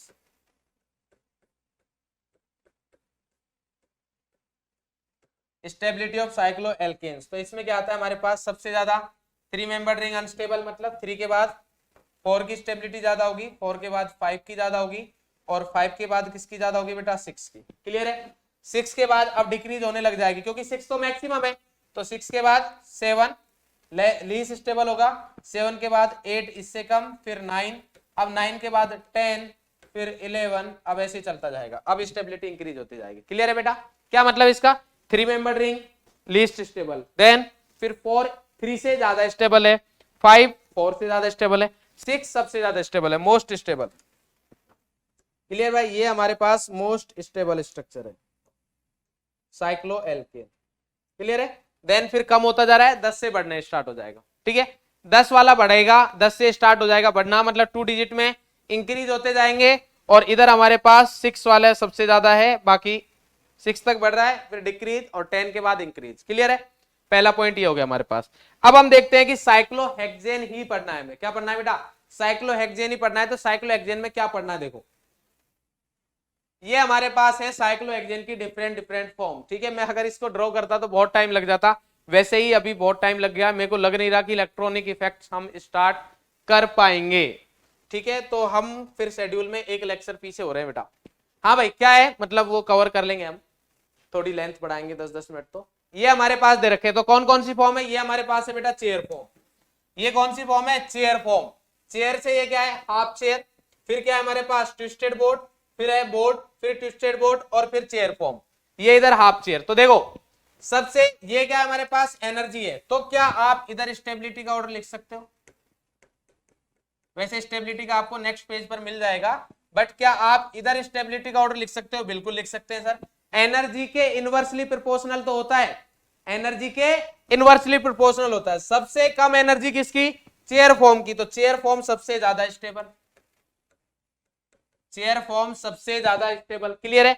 अब चेयर फॉर्म की अगर बात करें तो कौन सी फॉर्म ज्यादा स्टेबल होगी सर, ट्विस्टेड बोर्ड। बात समझ में आ रही है। तो ये आ गया हमारे पास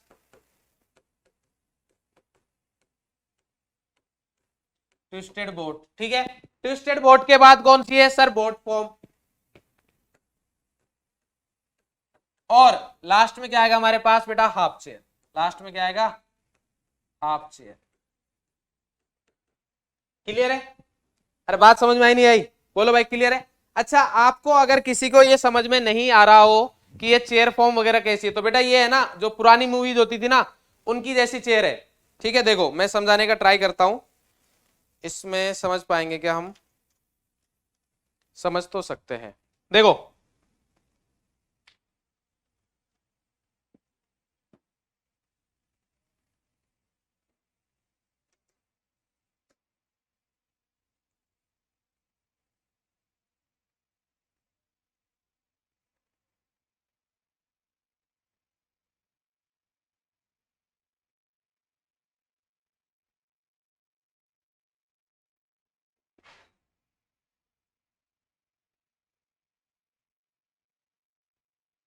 ये मान लो मैंने बना दिया है। ठीक है, अब देखो हमारे पास ये इस प्लेन में है, ये इस प्लेन में है, मतलब ये बॉन्ड और ये बॉन्ड, ये दोनों एक दूसरे के क्या है बेटा, पैरेलल है, ये दोनों पैरेलल है, मतलब ये इस प्लेन में। इसके बाद ये ऐसे इधर इधर एंगल बना हुआ है इस टाइप से, समझना आप, ये हमारे पास इस टाइप से है, इसके बाद इधर ये बना हुआ है हमारे पास ऊपर की साइड, ऐसे दिख रहा है आपको, ये ऐसे बना हुआ है ऊपर की साइड, ठीक है ना।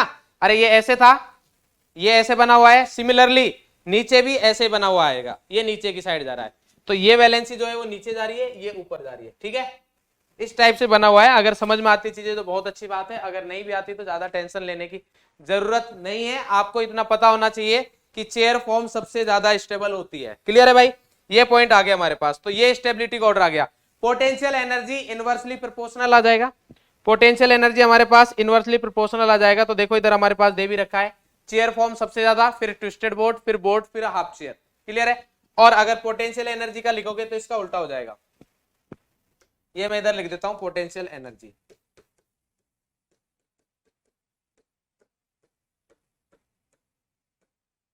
पोटेंशियल एनर्जी, ठीक है।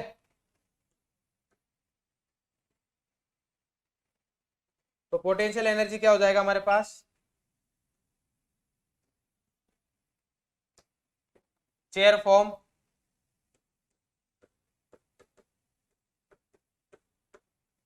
ट्विस्टेड बोर्ड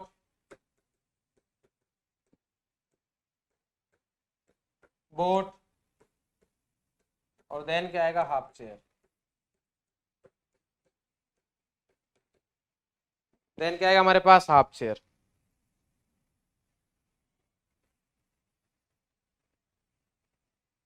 ये आ गया बेटा,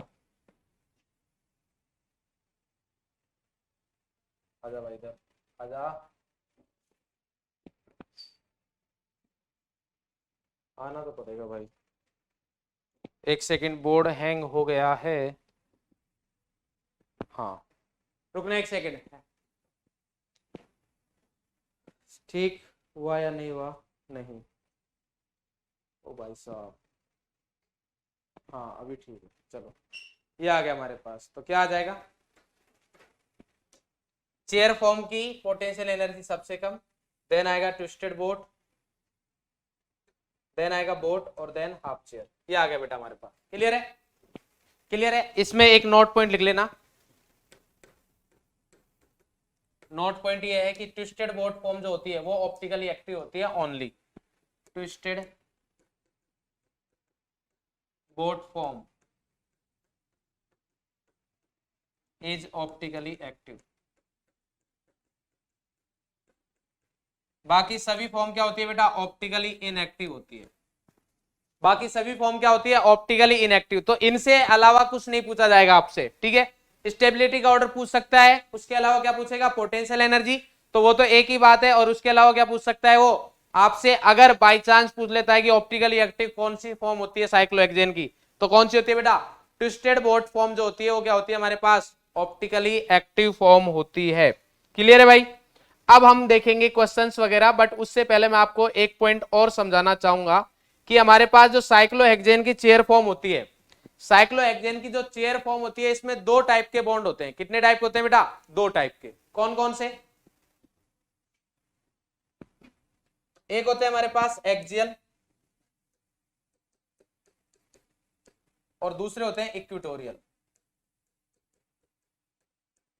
ठीक है। इधर से चीजें कम पूछी जाती है, बट फिर भी बाई चांस अगर कहीं पर मिल जाए, ठीक है, बहुत रेयर चांस है।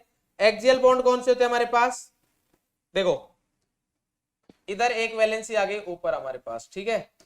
एक्सियल बॉन्ड होते हैं जो परपेंडिकुलर, मतलब या तो वर्टिकल हो, वर्टिकल होंगे।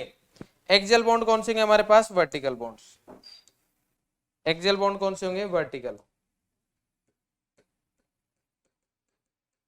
ठीक है। और इक्वेटोरियल कौन से होंगे, जो वर्टिकल नहीं है इक्वेटोरियल कौन से होंगे, जो वर्टिकल नहीं है। तो देखो ये अपवर्ड आ गया, ये अपवर्ड आ गया, तो हमारे पास कौन सा है, एक्सियल है। अब क्या करना है, अल्टरनेट, ये अपवर्ड आ गया तो इधर क्या आएगा, डाउनवर्ड, फिर इधर क्या आ जाएगा, अपवर्ड, इधर क्या आएगा, डाउनवर्ड, इधर क्या आएगा, अपवर्ड, और इधर क्या आएगा हमारे पास, डाउनवर्ड। ये आ गया हमारे पास इक्वेटोरियल, ठीक है।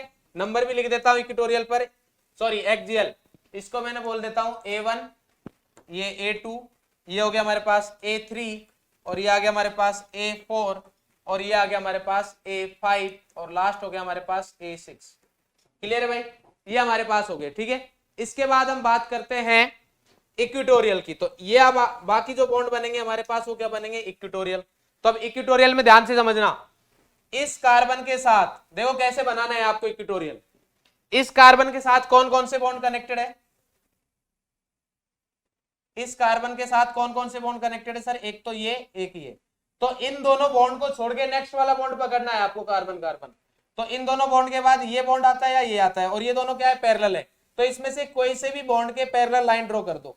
तो इस बॉन्ड के पैरेलल लाइन ड्रॉ करेंगे तो ये आ गया हमारे पास। क्लियर है, अब डाउट आएगा आपका, ठीक है, वैसे तो नहीं आना चाहिए बट डाउट ये आएगा कि सर ये तो ठीक है पैरेलल, तो ये भी है, ये भी तो पैरेलल है। बिल्कुल बात आपकी सही है, बट होगा क्या कि इधर जो हमारे पास ये कार्बन है तो एक इससे ऊपर रहता है बॉन्ड और दूसरी वैलेंसी नीचे रहती है। तो ये तो अपवर्ड हो गया, तो ये क्या हो गया बेटा, डाउनवर्ड आएगा। तो सिमिलरली अगर ये डाउनवर्ड है तो अब देखना अपने आप से अपवर्ड आ जाएगा। इस कार्बन के साथ कौन कौन है, एक तो ये, एक ये। तो इसके साथ कौन नहीं है, नेक्स्ट वाला बॉन्ड ये और ये दोनों एक दूसरे के पैरेलल आते हैं। एग्जैक्टली पैरेलल है नहीं बट होने चाहिए। तो इसके पैरेलल जब मैं लाइन ड्रॉ करूंगा तो ये आ जाएगा हमारे पास। तो देखो ये क्या हो गया हमारे पास, अपवर्ड बॉन्ड, और ये क्या हो गया, डाउनवर्ड, लोअर। क्लियर है बेटा। सिमिलरली अब इधर क्या आ जाएगा हमारे पास, अब इसके पैरेलल आएगी लाइन, क्योंकि इस कार्बन के साथ ये दो बॉन्ड तो है ही, तो ये दो बॉन्ड तो इसके डायरेक्टली कनेक्टेड है। तो इस बॉन्ड को और इस बॉन्ड में से किसी के भी पैरेलल, ये अपवर्ड बॉन्ड है, तो इधर क्या आ जाएगा हमारे पास, ये आ गया। इधर क्या आ जाएगा, ये आ जाएगा। इधर क्या आ जाएगा हमारे पास, ये आ जाएगा। इधर क्या आ जाएगा हमारे पास, ये आ जाएगा।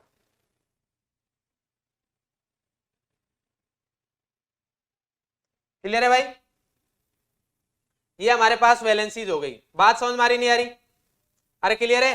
तो इनको मैं बोल दूंगा E1 E2, इक्विटोरियल से E1, ये बोल दिया मैंने E2, ये हो गया हमारे पास E3, और ये हो गया हमारे पास E4 और E5 और E6। ठीक है, अब एक दो नोट पॉइंट लिखा रहा हूं मैं बेटा छोटे छोटे से, वो बस आप याद रखेंगे। फॉर स्टेबिलिटी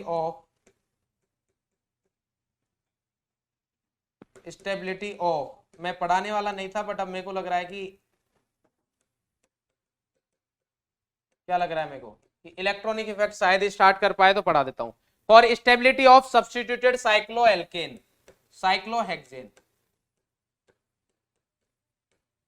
ठीक है, तो फॉर मोर स्टेबिलिटी, ये पॉइंट बस इंपॉर्टेंट है, इससे सारे क्वेश्चन हो जाएंगे। फॉर मोर स्टेबिलिटी, बल्कि group should be at equatorial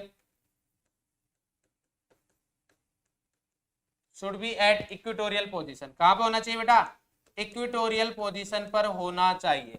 ठीक है, किस पे होना चाहिए, इक्वेटोरियल पर होना चाहिए। बात समझ में आ रही नहीं आ रही, क्या बोल रहा है ये बोल रहा है कि साइक्लोहेक्सेन में अगर आपको सब्स्टिट्यूटेड साइक्लोहेक्सेन मिल जाए, पहली बात तो है कि सर हमें ये नहीं पता सब्स्टिट्यूटेड साइक्लोहेक्सेन का क्या मतलब है। तो उसका मतलब ये है कि आपको बोल दिया कि मिथाइल साइक्लोप्रोपेन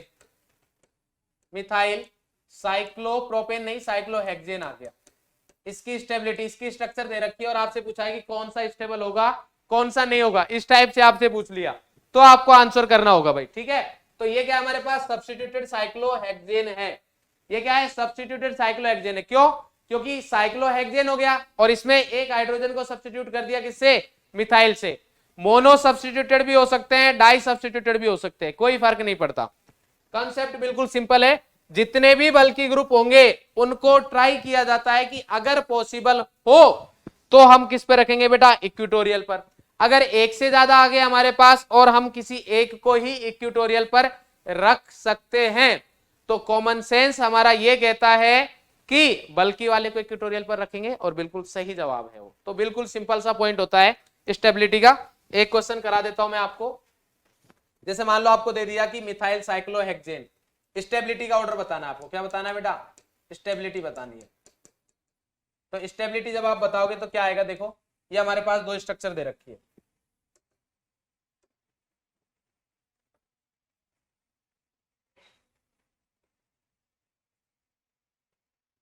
ट्राई कर रहा हूं मैं कि थोड़े अच्छे स्ट्रक्चर बने, तो अगर ना बने तो कोई कुछ बोलेगा नहीं, ठीक है ना भाई?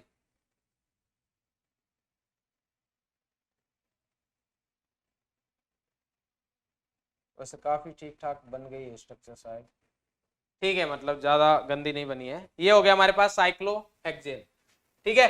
अब इसमें मान लो कि एक दे रखा है इधर,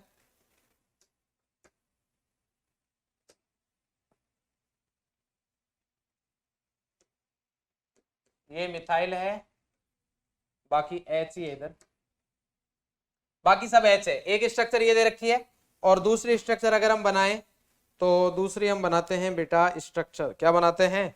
स्ट्रक्चर। तो दूसरी स्ट्रक्चर हमारे पास किस टाइप से बनेगी? ये बॉन्ड आ गया, ठीक है, और एक बॉन्ड ये आ गया।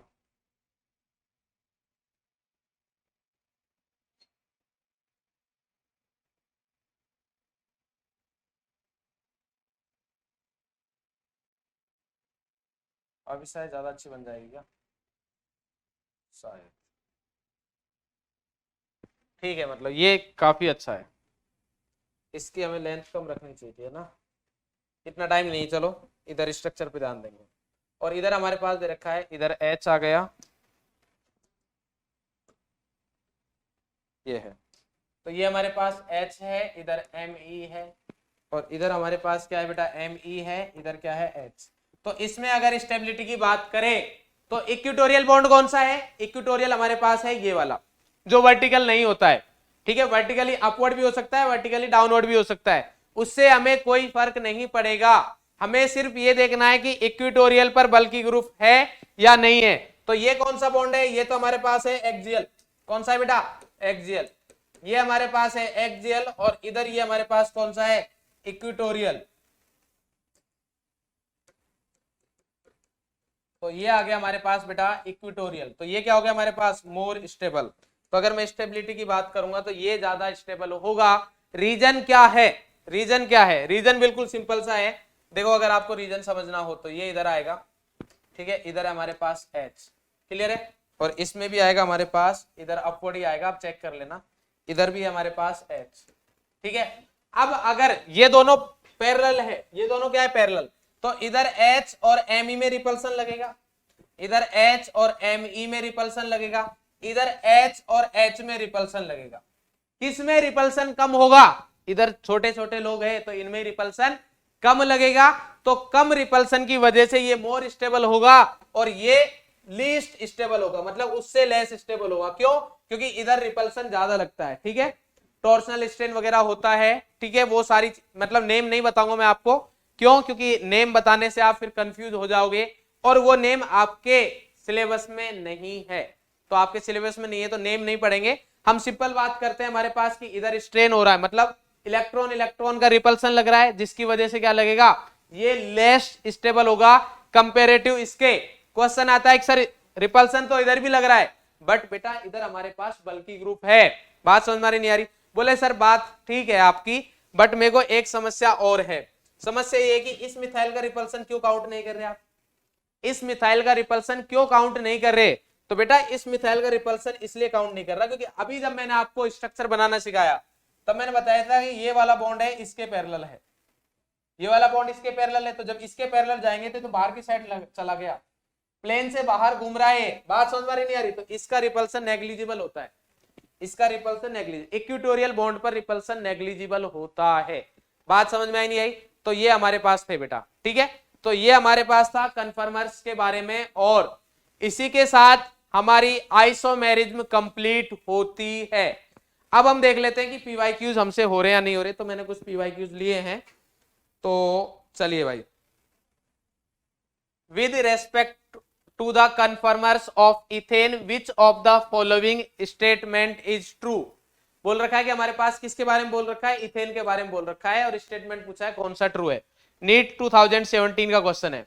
Bond angle change but bond length remain same, बोल रखा है कि हमारे पास जो कन्फर्मर्स होते हैं उसमें बॉन्ड एंगल तो चेंज होता है बट जो बॉन्ड लेंथ है वो क्या रहती है, सेम रहती है। दूसरा बी ऑप्शन भी पढ़ो, सी भी पढ़ो, डी भी पढ़ो और आंसर दो बेटा।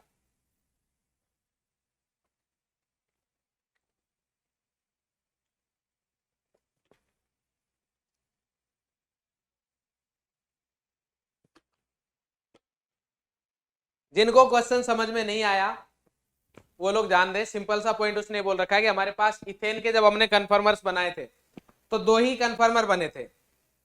इथेन के जब हमने कन्फर्मर बनाए थे तो दो ही कन्फर्मर बने थे, कौन कौन से, ये रहे, एक इक्लिप्स और एक एंटी या स्टैगर्ड। तो इन दोनों में जब बॉन्ड रोटेट, मतलब जब ये दोनों कन्फर्मर एक दूसरे में इंटरचेंज हो रहे हैं तो बोल रहा है कि क्या क्या चेंज हो रहा है, नहीं हो रहा, वो बात कर रहा है। ठीक है, तो ये हमें बताना है भाई। तो क्वेश्चन है हमारे पास ये रहा। तो बोल रहा है कि bond angle change but bond length remain same. क्या कार्बन कार्बन बॉन्ड या कार्बन हाइड्रोजन बॉन्ड लेंथ में कोई चेंज आता है? नहीं आता। बॉन्ड लेंथ से रिलेटेड हमने बात कही नहीं, तो बॉन्ड लेंथ तो सेम ही रहती है। इसमें बोल रखा है बॉन्ड लेंथ चेंज, तो ये तो ऑप्शन नहीं होगा। Both bond angle and bond length are same, ये हो सकता है। ठीक है, अभी देखेंगे। Bond angle remains same but bond length change, ये भी नहीं होगा। बॉन्ड लेंथ तो चेंज होगी नहीं। अब बात कर रहा है बॉन्ड एंगल चेंज हो जाएगा, बिल्कुल। बॉन्ड एंगल ही तो चेंज होता है भाई, हम एंगल ही तो चेंज कर रहे हैं। अरे एंगल ही तो चेंज कर रहे हैं हम। देखो इधर भाई, ये हमारे पास एंगल चेंज हुआ या नहीं हुआ? ये हमारे पास एंगल चेंज हुआ या नहीं हुआ? इधर देखो, इसमें जो ये CH बॉन्ड है येलो वाला, और इधर का जो एंगल है व्हाइट वाले का CH बॉन्ड, इसके बीच का एंगल, और इधर ये येलो वाला CH और व्हाइट वाला CH, एंगल चेंज हो रहा है। तो एंगल तो चेंज होगा ही। इसका मतलब जो हमारा करेक्ट आंसर आएगा वो क्या आएगा बेटा?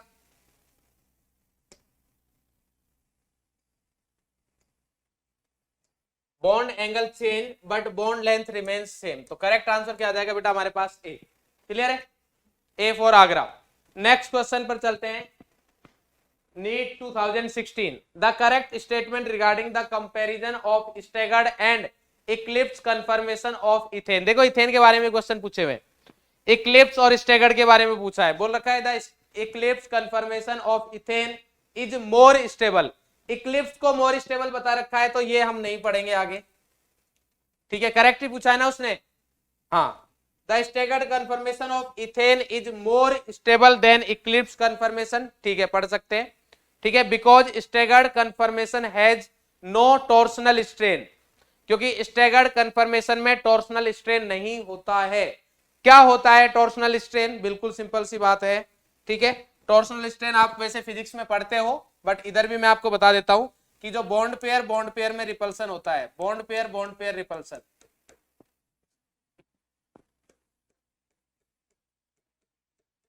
इसको क्या बोलते हैं हम? टॉर्सनल स्ट्रेन बोलते हैं। बॉन्ड पेयर रिपल्सन को क्या बोलते हैं बेटा? टॉर्सनल स्ट्रेन बोलते हैं। ठीक है, अब उसके बाद सी में हमारे पास दे रखा है the staggered confirmation is less stable than Eclipse, तो इसको फिर से नहीं पढ़ेंगे। डी दे रखा है द इक्लिप्स कंफर्मेशन, अच्छा हाँ, the eclipse conformation of ethane is more stable, ये भी रॉन्ग है। सीओडी भी रॉन्ग है। देखो डायरेक्ट हमारे पास क्वेश्चन इसी चीज से हो रहा है कि हमें पता है कि स्टैगर्ड कंफर्मेशन क्या होता है? इक्लिप्स से मोर स्टेबल होता है। तो वो सिर्फ हमारे पास आई थिंक बी ऑप्शन में दे रखा है, ओनली बी में दे रखा है। Staggered conformation of ethane is more stable than eclipse conformation because staggered conformation has no torsional strain, because bond pair repulsion नहीं होगा, क्योंकि सारे 180 डिग्री पर होंगे। ठीक है, दूसरा हमारे पास क्या दे रखा है इसमें? C, the staggered conformation of ethane is less stable, wrong है। The eclipse conformation of ethane is more stable, ये भी रॉन्ग है। बात समझ में आ रही नहीं आ रही? तो करेक्ट आंसर क्या आता है बेटा हमारे पास? बी। आप जो कि डायरेक्टली किससे बता सकते हो कि स्टैगर्ड कंफर्मेशन क्या होता है? मोर स्टेबल होता है। किससे? इक्लिप्स से। Next, the in the following the most stable confirmation of normal butane. Normal butane का क्वेश्चन बताना है हमें, 2010 का क्वेश्चन है ये आई थिंक मेंस का क्वेश्चन है, नीट का नहीं है। ठीक है, बट कोई नहीं, मेंस के भी करेंगे हमारे पास। तो किसके बारे में पूछा है? नॉर्मल ब्यूटेन का मोस्ट स्टेबल। मोस्ट स्टेबल क्या होता है? एंटी। तो एंटी दोनों का ही है क्या? CH3 के जस्ट अपोजिट CH3 नहीं है, CH3 के जस्ट अपोजिट CH3 है, बिल्कुल सही। तो ये क्या हो गया? बॉम्बे आंसर हो गया। बाकी देख लेते हैं। ये तो गाउच है, ये भी गाउच है, और ये भी गाउच है। नहीं, ये पार्शियल इक्लिप्स है। ये क्या है? Partial Eclipse. तो अगर आपसे स्टेबिलिटी का ऑर्डर पूछे तो क्या आप ऑर्डर भी बता सकते हो? बताओ भाई। अरे ऑर्डर बताना चाहिए यार। तो क्या आएगा बताओ सर? KGF था तो AGPF ये हमारे पास था स्टेबिलिटी का, NT सबसे ज्यादा। तो अब देखो गाउस उसके बाद, तो गाउस वाले कौन से हमारे पास? ये भी गाउस है A, और हमारे पास C भी गाउस है, तो सबसे ज्यादा आ जाएगा B, उसके बाद आएगा A is equal to C और लास्ट में D। क्लियर है भाई? ये ऑर्डर आ जाएगा हमारे पास। नेक्स्ट क्वेश्चन, चलो ये बताओ, ये अच्छा क्वेश्चन है, ये भी मेंस 2010 का। विच of the following conformers of ethylene glycol is most stable? अगर किसी बंधु को इथाइलिन ग्लाइकोल का फॉर्मूला नहीं पता हो तो हमें खेद है, बट सॉल्यूशन भी है हमारे पास। ये हो गया हमारे पास इथाइलिन क्या होता है, ये इथाइलिन क्या होता है ये, तो इथाइलिन ग्लाइकोल क्या हो जाएगा? एक डबल बॉन्ड को हटा दे, OH OH लगा दो, ये आ गया हमारे पास इथाइलिन ग्लाइकोल। तो क्या इधर ऐसे ग्रुप प्रेजेंट है जिनमें हाइड्रोजन बॉन्डिंग हो सकती है? आपको सिर्फ ये देखना है OH OH में क्या हाइड्रोजन बॉन्डिंग होती है? हाँ सर, OH OH में हाइड्रोजन बॉन्डिंग होती है। इसका मतलब गाउस फॉर्म देख लो भाई, OH OH जस्ट पास में, इधर तो NT है, तो वैसे तो NT होता था सबसे ज्यादा स्टेबल, बट इधर नहीं होगा। तो बताओ भाई, ये है क्या? नहीं है। ये है क्या? नहीं सर, ये भी नहीं है। ये भी नहीं है। ये है क्या? नहीं सर, ये भी नहीं है। ये है क्या? जी सर, इधर हाइड्रोजन बॉन्डिंग हो रही है, तो हाइड्रोजन बॉन्डिंग की वजह से ये सबसे ज्यादा स्टेबल होगा। बोलो भाई समझे कि नहीं समझे? अरे बोलो भाई, समझते हो? Next, the most stable confirmation of normal butane, ये भी नीट का ही क्वेश्चन है। कौन सी फॉर्म होती है बेटा? स्टैगर्ड। कौन सी होगी? गाउस नहीं होती, इक्लिप्स भी नहीं होती, स्क्यूबॉट तो कोई मतलब नहीं है, ठीक है। कौन सी होगी? स्टैगर्ड। तो करेक्ट आंसर आ गया हमारे पास बॉम्बे। तो बेटा अब हमारा ऑफिशियली फिनिश हो गया है आइसोमेरिज्म, ठीक है। नोमेनक्लेचर हो चुका है, आइसोमेरिज्म कंप्लीट हो चुका है। अब हम बात करेंगे जीओसी, मेन जीओसी जो है, जिसमें आएंगे हमारे पास इलेक्ट्रॉनिक इफेक्ट। तो आई थिंक आपका लेक्चर 1 आवर 26 मिनट से समथिंग हो गया है, तो 10-12 मिनट पढ़ते हैं, सिर्फ हम देखेंगे कि इलेक्ट्रॉनिक इफेक्ट कौन कौन से होते हैं, ठीक है। ये पार्ट इलेक्ट्रॉनिक इफेक्ट आपके हर चैप्टर में यूज होगा, हर में बहुत ज्यादा। मैंने बताया था आपको कि ऑप्टिकल आइसोमेरिज्म सब जगह यूज होती है, बिल्कुल सही है, ठीक है। बट ये ऑप्टिकल आइसोमेरिज्म से भी ज्यादा होगा कौन सा? इलेक्ट्रॉनिक इफेक्ट यूज होने वाला है। तो बिल्कुल ध्यान से पढ़ेंगे और बहुत इजी चीज है। तो आता है हमारे पास इलेक्ट्रॉनिक इफेक्ट। नेम से ही पता चल रहा है कि इलेक्ट्रॉन का कुछ इफेक्ट है, कि इलेक्ट्रॉन की वजह से कुछ होगा, ठीक है। तो इधर किसका हल्ला रहने वाला है? इलेक्ट्रॉन्स का। तो क्या है भाई हमारे पास इलेक्ट्रॉनिक इफेक्ट क्या होता है? डेफिनेशन बिल्कुल सिंपल है, the effect which appears due to electronic distribution. Electron का जो डिस्ट्रीब्यूशन है उसकी वजह से जो इफेक्ट आता है उसको हम क्या बोलते हैं बेटा? Electronic effect. क्या बोलते हैं बेटा? Electronic effect. तो बिल्कुल सिंपल सी डेफिनेशन है, ठीक है। अब कैसे डिस्ट्रीब्यूशन होगा, ठीक है, उसके अकॉर्डिंग अलग अलग इफेक्ट आते हैं, ठीक है। बात समझ में नहीं आ रही? कौन कौन से इफेक्ट होंगे इलेक्ट्रॉनिक इफेक्ट, वो भी हम बात करेंगे। तो हमारे पास जो इलेक्ट्रॉनिक इफेक्ट होता है उनके अगर हम क्लासिफिकेशन की बात करें तो हमारे पास दो टाइप के इफेक्ट होते हैं। कितने टाइप के होते हैं? दो। कौन कौन से? एक तो वो इफेक्ट जो परमानेंट रहेंगे, मतलब चेंज नहीं होने वाले, ठीक है, वो ही रहेंगे, ठीक है, मतलब दुनिया में सब खत्म हो जाएगा, सिर्फ एक ही जिंदा बचेगा, कौन? परमानेंट इफेक्ट, ठीक है। और दूसरा हमारे पास कौन रहेगा बेटा? Temporary effect. तो परमानेंट इफेक्ट कौन से होते हैं हमारे पास? तीन इफेक्ट है परमानेंट, तीन इफेक्ट है हमारे पास परमानेंट इफेक्ट। कौन कौन से? एक है हमारे पास इंडक्टिव इफेक्ट, दूसरा है हमारे पास मीजोमेरिक इफेक्ट, और तीसरा है हमारे पास हाइपर कंजुगेशन। तीसरा है हमारे पास हाइपर कंजुगेशन, ठीक है।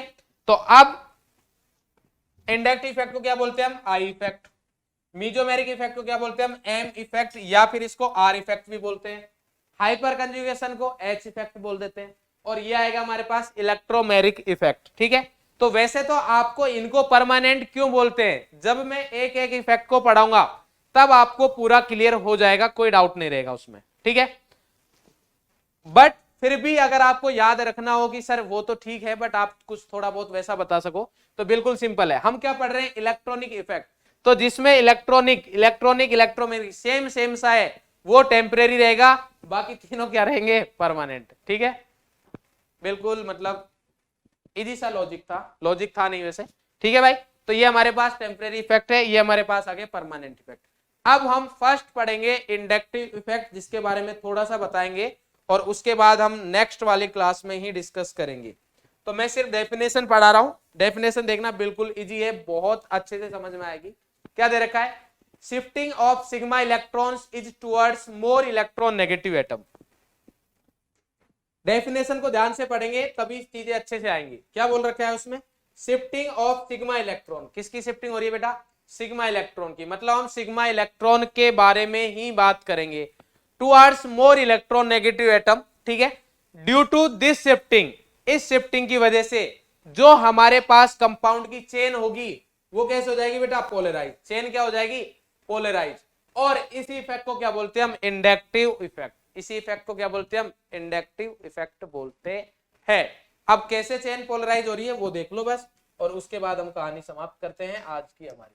ठीक है, ये डेफिनेशन मैं आपको नेक्स्ट लेक्चर मतलब संडे वाले लेक्चर में नहीं बताने वाला हूं। ठीक है, तो अभी अच्छे से कर लेना। ठीक है, तो CH, और ये बेसिक है बेटा, अगर ये नहीं आएगा तो आगे का इंडक्टिव इफेक्ट आपको समझ में नहीं आना। तो क्या दे रखा है हमारे पास, इसमें दे रखा है CH बॉन्ड, क्या है हमारे पास, रेफरेंस है, मतलब CH बॉन्ड को हम नॉन पोलर मानते हैं। इसको कैसा मानते हैं बेटा, नॉन पोलर मानते हैं। ठीक है, रेफरेंस दे रखा है। तो मैं एक एग्जांपल लेता हूं आपके पास, एग्जांपल लिया भाई हमने, एक शानदार सा एग्जांपल लिया है। ये हमारे पास है CH3 CH2 CH2 और इधर आ गया मान लो CH3, ये हमारे पास दे रखा है। ठीक है, एक दूसरा एग्जांपल भी लेते हैं हम, CH3 CH3 CH2 CH2 और इधर बोल दिया मैंने Cl, इधर क्या बोल दिया, Cl। ठीक है, अब देखो हमारे पास इधर क्या है, इसमें ओनली CC बॉन्ड है या फिर CH बॉन्ड है। क्या है भाई, CH बॉन्ड। देखो CC बॉन्ड में तो इलेक्ट्रॉन नेगेटिविटी डिफरेंस है ही नहीं, CH बॉन्ड में तो इलेक्ट्रॉन नेगेटिविटी डिफरेंस है ही नहीं। बात समझ में आ रही है, बिल्कुल बात समझ में आती है। तो CC बॉन्ड में तो बॉन्ड इलेक्ट्रॉन्स का इधर उधर जाने का मतलब है नहीं। बट अगर हम बात करें CH बॉन्ड की, तो उसमें इलेक्ट्रॉन नेगेटिविटी डिफरेंस तो होता है, क्योंकि मैंने आपको स्टार्टिंग में भी बता चुका हूं कि sp3 हाइब्रिडाइज कार्बन की इलेक्ट्रॉन नेगेटिविटी होती है 2.5, हाइड्रोजन की होती है 2.1। बट इसको रेफरेंस ले रखा है, मतलब उन्होंने नॉन पोलर माना हुआ है। ठीक है, अब हम बात करते हैं कि देखो अगर हमारे पास कोई बॉन्ड है ए के बीच में, ध्यान से समझना, ए के बीच में बॉन्ड है, अभी आप केमिकल बॉन्डिंग पढ़ चुके हो तो समस्या नहीं होनी चाहिए। दोनों की सेम एटम है, तो एक इलेक्ट्रॉन इधर है, एक इलेक्ट्रॉन इधर है, तो इसमें जो इलेक्ट्रॉन्स का डिस्ट्रीब्यूशन होगा वो सेम होगा, मतलब इस टाइप का कुछ इलेक्ट्रॉन क्लाउड रहेगा, सिमेट्रिक। बात समझ में आ गई, कैसा रहेगा बेटा इलेक्ट्रॉन क्लाउड, बिल्कुल सिमेट्रिक रहेगा। ठीक है, अगर दोनों की इलेक्ट्रॉन नेगेटिविटी क्या है, सेम है हमारे पास। बिल्कुल क्लियर है भाई ये बात, सर क्लियर है। अब अगर हम लेते हैं दूसरा केस, जिसमें हमारे पास क्या दे रखा है कि ए और बी में से बी की इलेक्ट्रॉन नेगेटिविटी मान ली ज्यादा है, मैंने बी की इलेक्ट्रॉन नेगेटिविटी क्या है हमारे पास, ज्यादा है ए की इलेक्ट्रॉन नेगेटिविटी से, ये मैं मान के चल रहा हूं। ठीक है, आप ए की इलेक्ट्रॉन नेगेटिविटी भी ज्यादा मान सकते हो, कोई बड़ी बात नहीं है। तो इस वाले केस में क्या होगा, हमारे पास बॉन्ड्स के इलेक्ट्रॉन होने चाहिए थे, ऐसे होने चाहिए थे, बट इस इफेक्ट की वजह से बॉन्ड के इलेक्ट्रॉन्स हो जाएंगे ऐसे। ठीक है, ये बी का तो रहेगा ही, ए का भी इधर आ जाएगा, तो इसकी वजह से अब जो इलेक्ट्रॉन का डिस्ट्रीब्यूशन होगा वो कुछ इस टाइप से होगा, मतलब ए की साइड इलेक्ट्रॉन्स कम है और बी की साइड इलेक्ट्रॉन्स ज्यादा हो गए। बात समझ में आई, शिफ्टिंग हो गई इलेक्ट्रॉन की। ये क्यों हुई, क्योंकि मोर इलेक्ट्रॉन नेगेटिव है।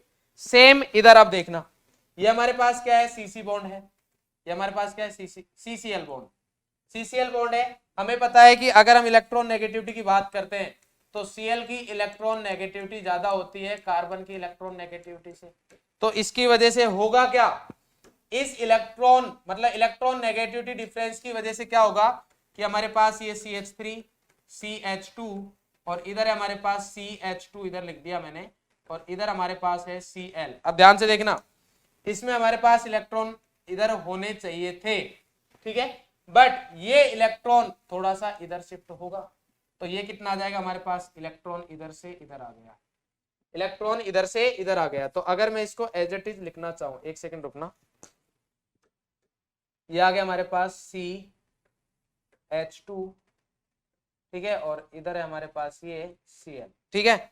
तो अब देखना चेंज आपको दिखेगा, ये आ गया हमारे पास, एक बॉन्ड इधर है, एक इलेक्ट्रॉन इधर है, तो इधर हमारे पास ये डिस्टेंस थी ये, ठीक है। अभी डिस्टेंस क्या रह गई इनके बीच की, ये पोलैरिटी आ गई। बात समझ में आ रही नहीं आ रही बेटा, बॉन्ड की पोलैरिटी समझ में आ रही नहीं आ रही। इलेक्ट्रॉन इधर इतना शिफ्ट हो चुका है, इलेक्ट्रॉन इतना शिफ्ट हो चुका है, बात समझ में आ रही बेटा, जिसकी वजह से अब इलेक्ट्रॉन अगर इधर शिफ्ट हुआ है तो इलेक्ट्रॉन क्लाउड इसके ऊपर आया तो इसके ऊपर आएगा पार्शियल नेगेटिव, तो इसके ऊपर आएगा पार्शियल नेगेटिव, और इसके ऊपर आ जाएगा पार्शियल पॉजिटिव। इसके पास क्या आएगा, पार्शियल पॉजिटिव।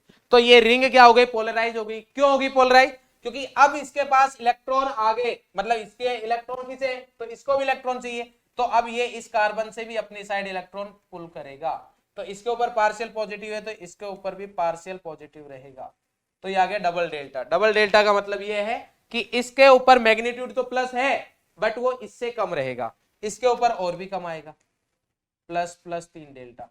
तो ये रिंग जो पोलराइज हुई है, रिंग क्या है, पोलराइज, पोलराइज रिंग या पोलराइज चेन, रिंग नहीं मतलब पोलराइज चेन, ठीक है। और इधर क्या है बेटा, ये हमारे पास है नॉन पोलर। बात समझ में आ रही है। तो ये किसकी वजह से हुई, due to difference of electronegativity, किसकी वजह से हुई, इलेक्ट्रॉन नेगेटिविटी के डिफरेंस से। तो इसका मतलब हमें एक पॉइंट क्लियरली समझ में आता है कि इलेक्ट्रॉनिक इफेक्ट जो हम पढ़ रहे हैं, इंडक्टिव इफेक्ट जो है वो किसकी वजह से होता है, इलेक्ट्रॉन नेगेटिविटी डिफरेंस की वजह से। किसकी वजह से होता है बेटा, इलेक्ट्रॉन नेगेटिविटी डिफरेंस की वजह से होता है, ठीक है। अब इसके क्या क्या कैरेक्टरिस्टिक्स होते हैं वो सारी चीजें हम पढ़ेंगे नेक्स्ट क्लास में, ठीक है भाई। तो आज के लेक्चर में हमारा इतना ही है। तो अभी सभी लोग क्या कर लेंगे बेटा, जो आपका आइसोमेरिज्म वाला पार्ट है वो बिल्कुल अच्छे से कर लेंगे कंप्लीट, ठीक है। पीवाईक्यू सारे कर लेना आइसोमेरिज्म तक के, और कोई भी बुक नीट की आप सोल्व करें, हमारे मतलब अपने मॉड्यूल कर सकते हो पीडब्ल्यू के, वो सोल्व करें बेटा, ठीक है। सारे क्वेश्चंस बनेंगे आपसे, कोई समस्या नहीं आएगी, ठीक है। तो ऑल द वेरी बेस्ट बेटा, आज के लिए इतना ही है। तो अच्छे से पढ़ते रहे, मुस्कुराते रहे, स्वस्थ रहे, थैंक यू।